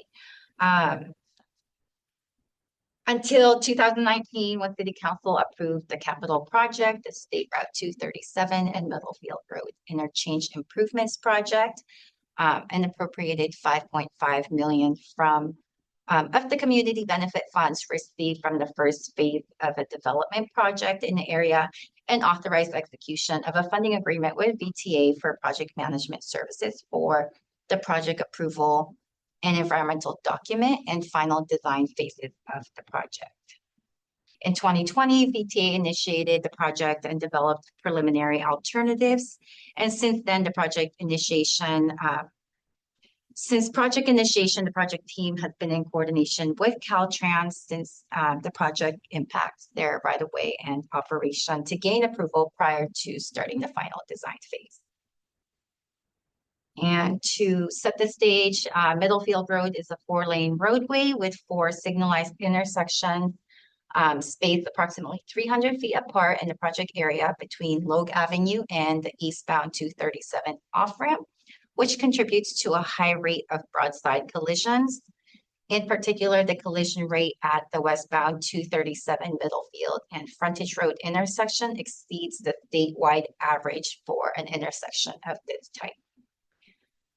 The 237 intersection operates as a partial interchange, only having an eastbound off-ramp and a westbound on-ramp, compared to a full interchange with on and off ramps in both directions, with the other interchange movement happening at the partial interchange at Maud Avenue.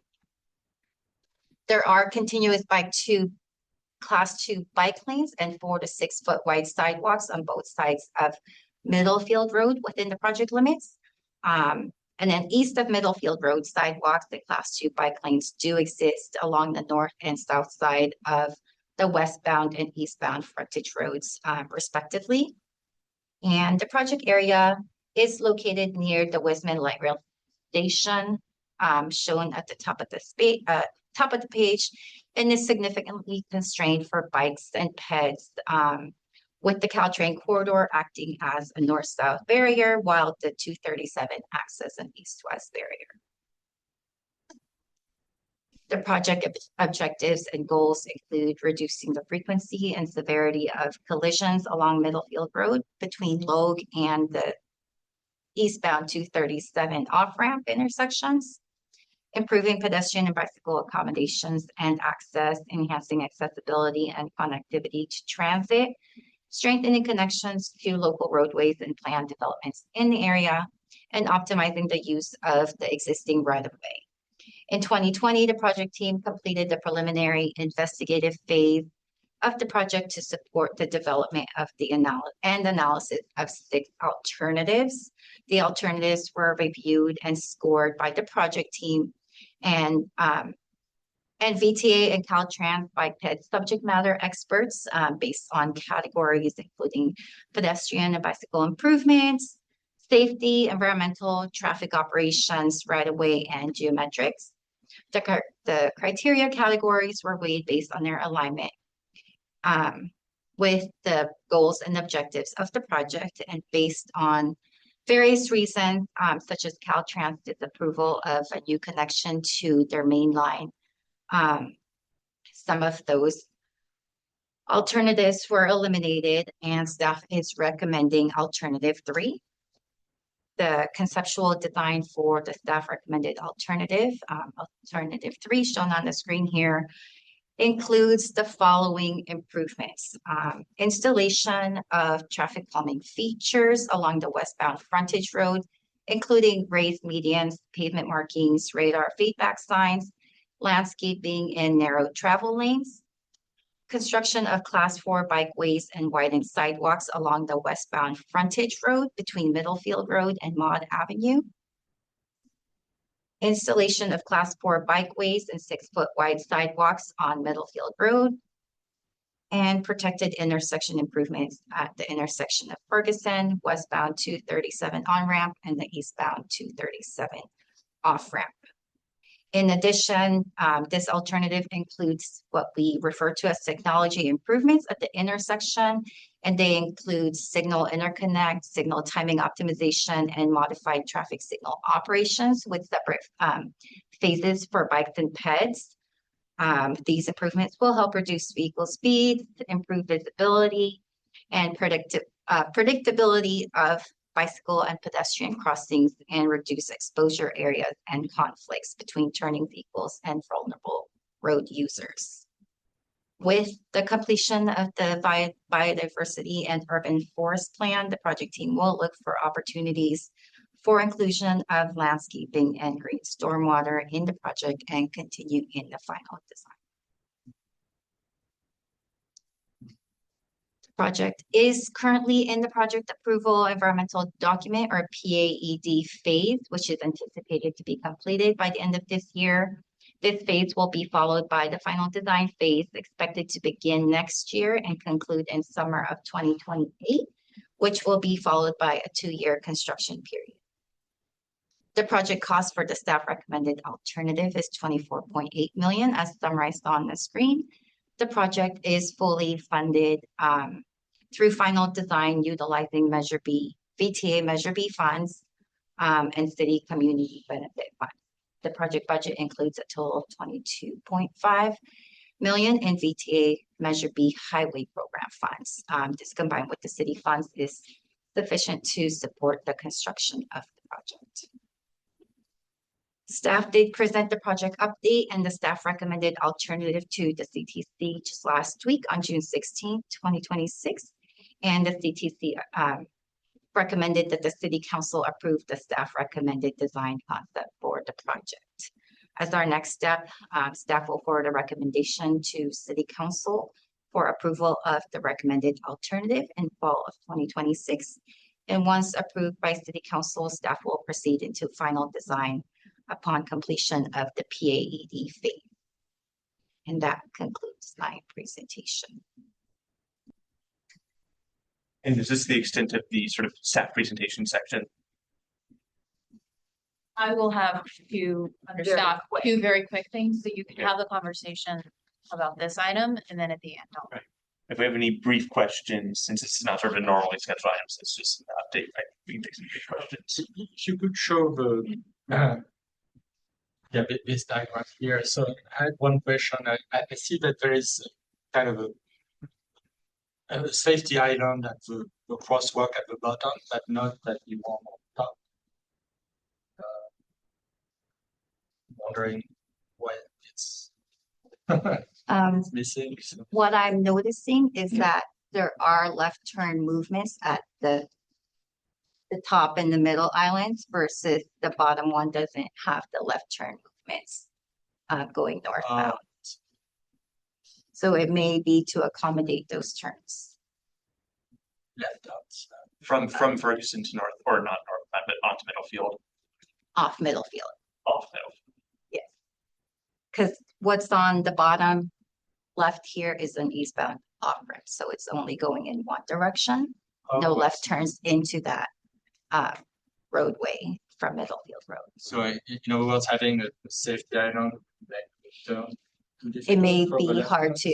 to accommodate those turning movements if there were refuge islands, but that's something we can take a look at But you with the could also project move design team. Yeah. a crosswalk a bit further up. So it just caught my eye. And then the other thing too is that you mentioned that one of the reasons for this project is that there were lots of roadside type of crashes. So I have to assume that some of them are because people are right on red. And I'm wondering if that would be a good opportunity to kind of ban those because that's a dangerous maneuver when you have that many lanes and speed. It's a very car-centric stretch of road. So. A lot of the vehicular conflicts that were identified are just a combination of vehicular speeds and I think driver behavior with the closely spaced signalized intersections.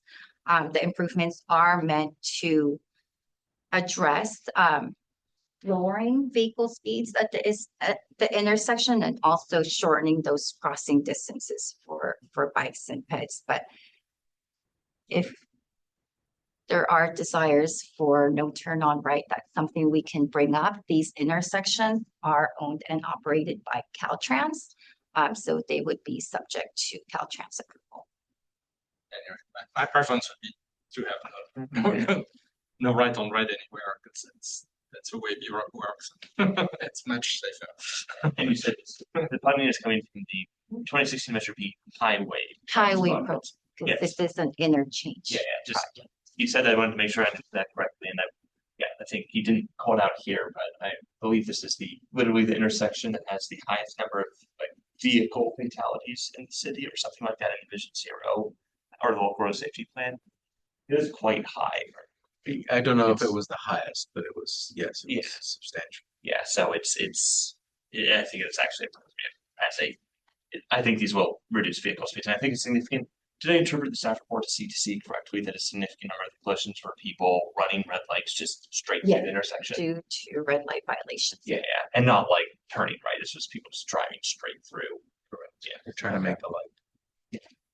I would, going back to the median comment, I would just add that along with looking at incorporating a median island or a refuge island, the other kind of other design alternative that is also looked at is simply giving pedestrians a longer green light to cross the intersection so they're not stuck in the middle. So we don't get pedestrians having to wait through an entire cycle. So that's another design accommodation. It's a little bit different than El Camino because El Camino is so preferential to volume going up and down El Camino. Those crossings can be very long. This one here, we have a little bit more latitude to complete work. There might be also something that could occur there that has happened on the Camino is that sometimes the lights go on the freights. And that's you pretty much have to do a two-step crossing by foot. If you're crazy enough to have to do it, but it's there's no way to cross in one setting because when the lights don't work, it's pretty much a four-way stop. Yes. So, Just Yes. Yeah, so this project does include updating, as Joy mentioned, the technology, so hopefully we won't have those same considerations. We will make sure that the pedestrian phase is accommodated with the appropriate amount of time. Definitely on Camino that happened twice in a row. Yeah, I don't know And what that was not fun at all. So. I don't know what the cause of that is, if that's an electrical or what happened there, but upgrading the signals will help. Make sure that we've got the right technology there. And my one other clarifying question was just on the cost. I know in the CTC memo, I think I may have emailed you about it, there was some numbers that maybe they mapped to different things than I expected. I saw some spots where alternative 3 said construction costs of 2.4 million. And then the table you showed had like construction cost was 11 point something and the total was 24. Was I that confused? Is I don't recall if it was 2 or 3 million, but that was the original, that was the cost for the original alternative 3, which only considered the cost of technology only improvements. oh When the other alternatives were eliminated, we refined alternative 3 and included improvements, bike pit improvements along Middlefield Road, as well as the westbound frontage road, because that was part of one of the conflicting movements that was creating the higher than statewide average conflicts at the intersection. okay, that helps. So that's where we have the 11 point something million construction cost, and the 24.8 includes design costs and right of way and other things. Okay, thank you. Mhm. You got anything else? Urgent I'm of this item? just curious here, is no right turn off red, okay, is that just, it's just only existent or only based on you guys' likeness that only because, it should be there only because bicycles are riding, or is it common to gonna be for the future? I'm gonna- For I'm every. gonna try and interpret. So I think the question is, when do we apply no right on red? Yeah, or would it apply? And so that is one of the policies that we have put forth in the active transportation plan, and we will further evaluate a metric for what we look at as we add signage and enforcement for no right on red. No right on red can be safer for pedestrians, bicycles, and vehicles. So we'll have to look at all that. It's based on speed, but it also can change traffic patterns. So all of that will have to be evaluated at location. So it's not a blanket. We can put it everywhere. We will have to evaluate on a case by case basis. And as part of the ETP, we're going to come up with some sort of more scientific method of how we apply that signage. So the study's gonna be done. Should we move to the remainder of our presentation? Yeah. Thank you. Thank you.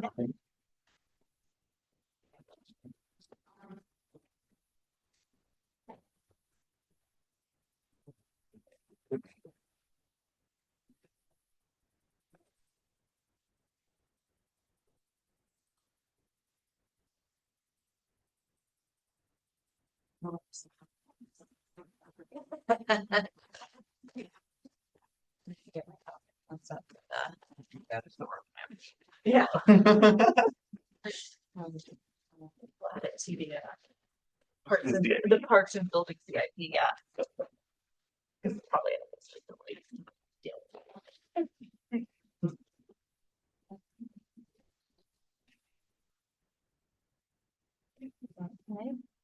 So 2 updates. First one, I wanted to provide an update on the community shuttle service. Okay, and I'm gonna read. So the shuttle services for Mountain View Community Shuttle and MVGO have been suspended since June 18th due to the expiration of the shuttle operators California Public Utilities Commission license, CPUC. The shuttle operator DriveU is taking steps to restore their state certification. The Mountain View Transportation Management Association, who manages the shuttle operator, does not have a firm date for when the shuttle services will be restored. Per the Mountain View Transportation Management Association, Uber vouchers are available to riders due to the service disruption. The Uber vouchers for shuttle riders are only usable for trips within Mountain View and during the shuttle service operating hours. And that is the completeness of the information I have for you. I also wanted to mention that the Council Neighborhoods Committee meeting is happening tomorrow night, serving the Bringstorf Shoreline, San Antonio community.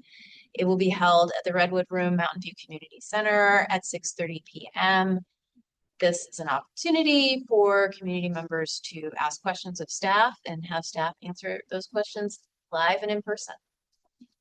And those are my two staff updates. Would have the clarifying questions for the remainder of the staff update. I'm wondering how an operator can lose their license, but it's not a question for you. So. Yeah. There will be a full postmortem once we're when your back up business and is to running. be in transportation, that seems to be like Yes. You must be happy about this, right? All right. Then do we have any public comments on any of the staff report? Anything online? No? No. All right. And there's no action required, I guess any. Okay, then we'll No move action. to item 7.2, committee comments. So I will provide the feedback update. I have your slides. Let me open them up. Thought I had your slide. There were 2 meetings since our prior meeting, since we did not, I believe, have a May Mountain View feedback meeting, unless my memory is gone. Oh my gosh. Okay, I don't want to. Hold on a second.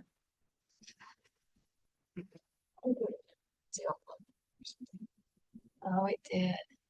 Okay, this is actually good because I'm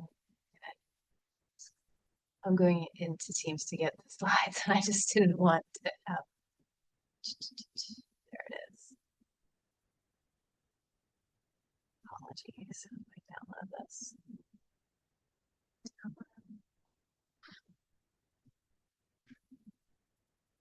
It's on the other screen. I can just hit. Oh. Or you can just go like this.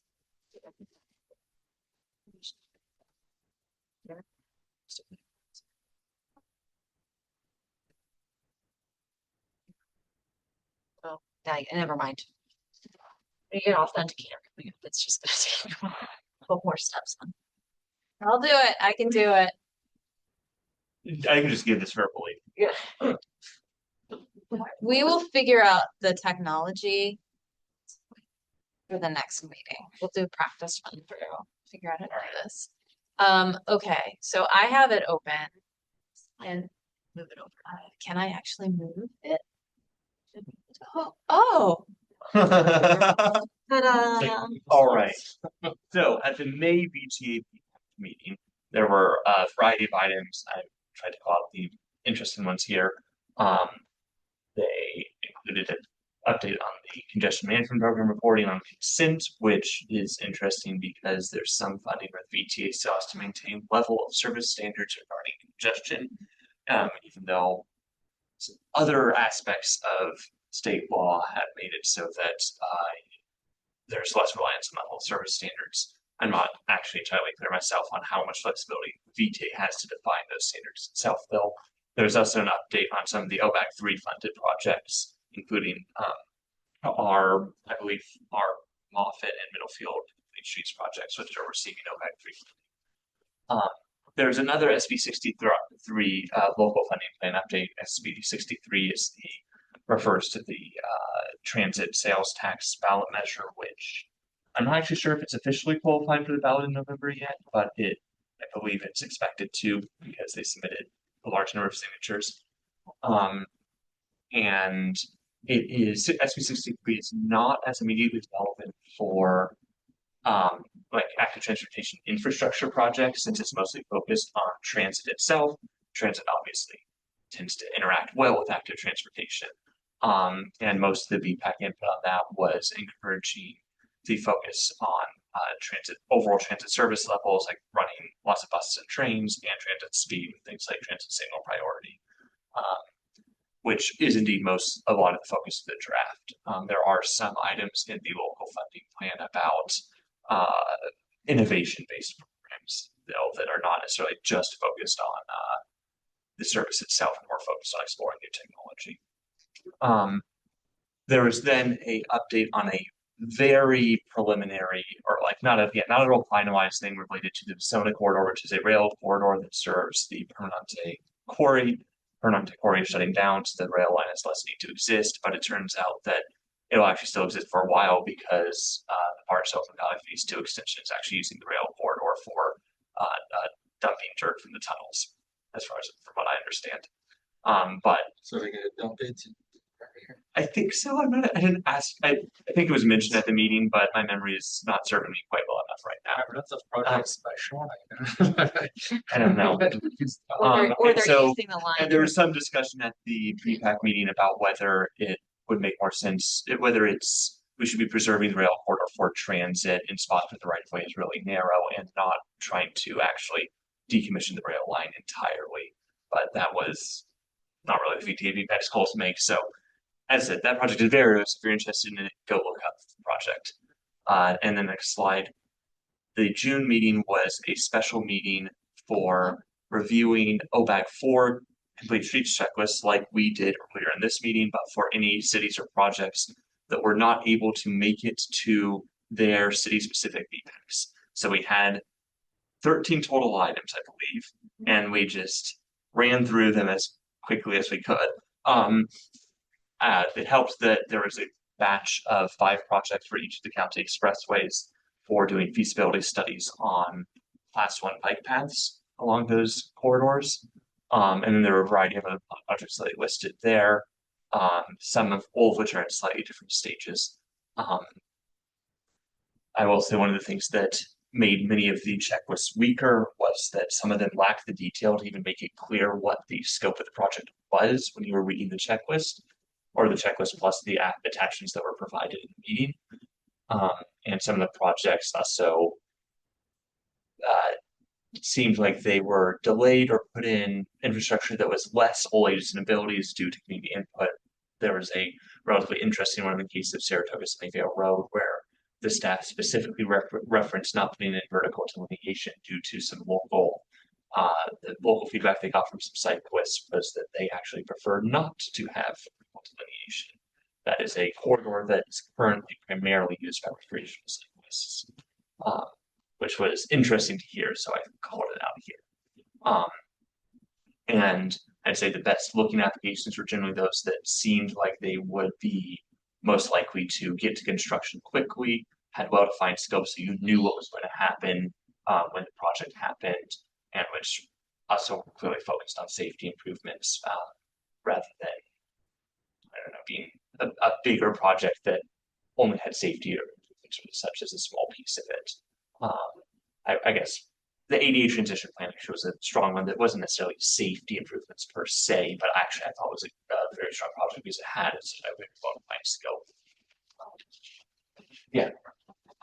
And I think Lauren's assessment of our projects earlier is probably fair in terms of where we were standing relative to what at least I've seen. We have some good projects in our OBAG applications, but there's a lot of other good projects out there, so we'll see. But also, how you fill out the grant application clearly does matter. And to give grace to the applicants, the timeline, Oh, yes. the timeline for filling out the complete streets checklist was kind of very short. Yeah. Because I think the application, it was just a few weeks, like 3 Yeah. weeks or something. Yes, we also Yeah. heard mentions that apparently the MTC portal was actually very difficult to use. So it sounds like literally it was difficult to go in and reword things or revise things. Oh, interesting. Um, Okay. That may have varied by applicant, I don't know. I So, think it might have varied by um, applicant. I haven't had those issues, but it We does should plan take, for it. yeah, well, thank you. We will plan for it. that. Thank you. Yes, you're like, plan for it. Sorry. And we will. I think MTC is understanding what it means to review and accommodate. I don't know, what do you think? 250 projects? So, because it's the whole 9-county Bay Area that's applying for the projects going through that portal. and to the No. speed thing, In a very short amount of time. I Yeah. mean, Yeah, do you- it was self-inflicted. yeah. Maybe on purpose. Yeah, and with the speed thing, the San Jose project that's listed there, I think that was a situation where San Jose went through most of their complete checklist with their VPAC, but then this project, they realized last minute that they wanted to apply for funding because it was a good opportunity. So they sent it to the VTA VPAC, and that one included very little detail in the checklist. I suspect that's SOA. They may have just the week or a few days before basically to do it. Anyways, that's my They'll update. they'll fill out by the time they're doing. Were there any it. questions on VTA VPAC? I'm a bit surprised about the expressway projects. I mean, were they like for It's for feasibility studies, so it's a very early stage. It was a explore class 1 bike pass along. Oh, okay. So it's to provide bike and pedestrian Yeah. improvement Yeah. on expressway. I thought it was Along just the- like along the funding a floors. new expressway. Yeah, sorry, I did not make that clear in my Oh, mind. okay. So that was like- Yes, it was for bike and ped projects. And then to the extent that DTA can propose projects and they are the one deciding, do they get kind of a leg up? So the to way, get the into way the I've participated in several of the scoring committees at VTA. And if your jurisdiction's project comes up, you recuse yourself. You don't even speak about the project, and you often will leave the room or leave Zoom. And so you will not actually score or have the ability to defend your project. And they do that for any of their. So that's at the FTC level, Well, that's at the VTA first, proposals. yeah, VT does the first round of scoring, and so they'll convene a scoring group to do the work, and they'll ask people to recuse themselves from their projects. Remind me though, usually when PTA has it, it's not made up of only VTA staff. Oh, okay. Oh, yeah, sorry. Yeah. Thank you. Yeah. So, you know, Yeah, no, but, you know. but We've had members It's not from project Mountain review, View, sorry. we've had staff from Mountain View who have Oh, I see. participated as scoring I members see. of grant applications. So when our grants go in, they can't score ours, just like VTA members Sure, can't sure, score theirs. yeah, But yeah. it is But made up of all of the county represented. Sure. Bodies. That makes sense. Yeah, it's not, Otherwise, it's not. That was the key thing that I didn't, yeah, I should have clarified. Yeah. You were completely right. They request volunteer staff to do. So we try and, as Mountain View, we try and put somebody Oh, on yeah, there. well, that's it. Okay. I can do it. It's been pretty, we've Yeah. had staff. It's that- actually really excellent if you're ever getting into transportation as a career. It's a really excellent way to sort of see how grant applications can be done really well and not so well. And then it helps us as we move forward. We know what our college. Yeah, that's true. Right. The majority Republican or Democrat? Yeah. All right. Are there any other committee updates regarding things in the community or such? Yeah, I had one. I think I heard that there was a big grant that the city got for both housing and transportation.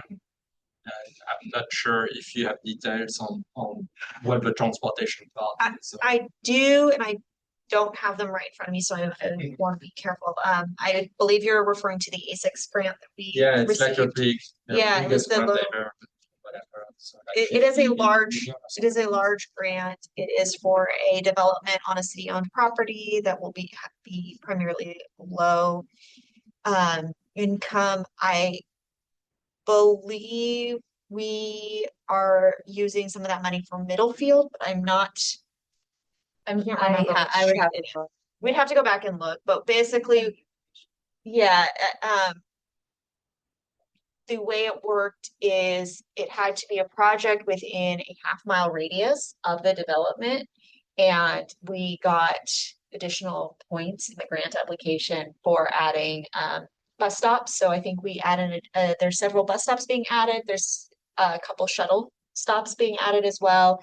And then it aligns with a bike project we already had as part of our CIP. So that helps on some of our funding for other projects now that frees up.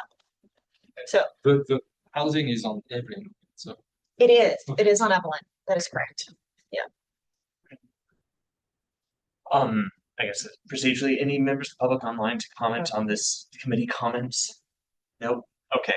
With that, we will move to item 8. The date and time of the next meeting is August 18th, a Tuesday, which is abnormal.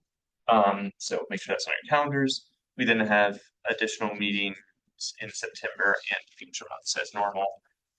And with that, we are adjourned at 8:40 p.m. Great. Thank you. Very good job on the time.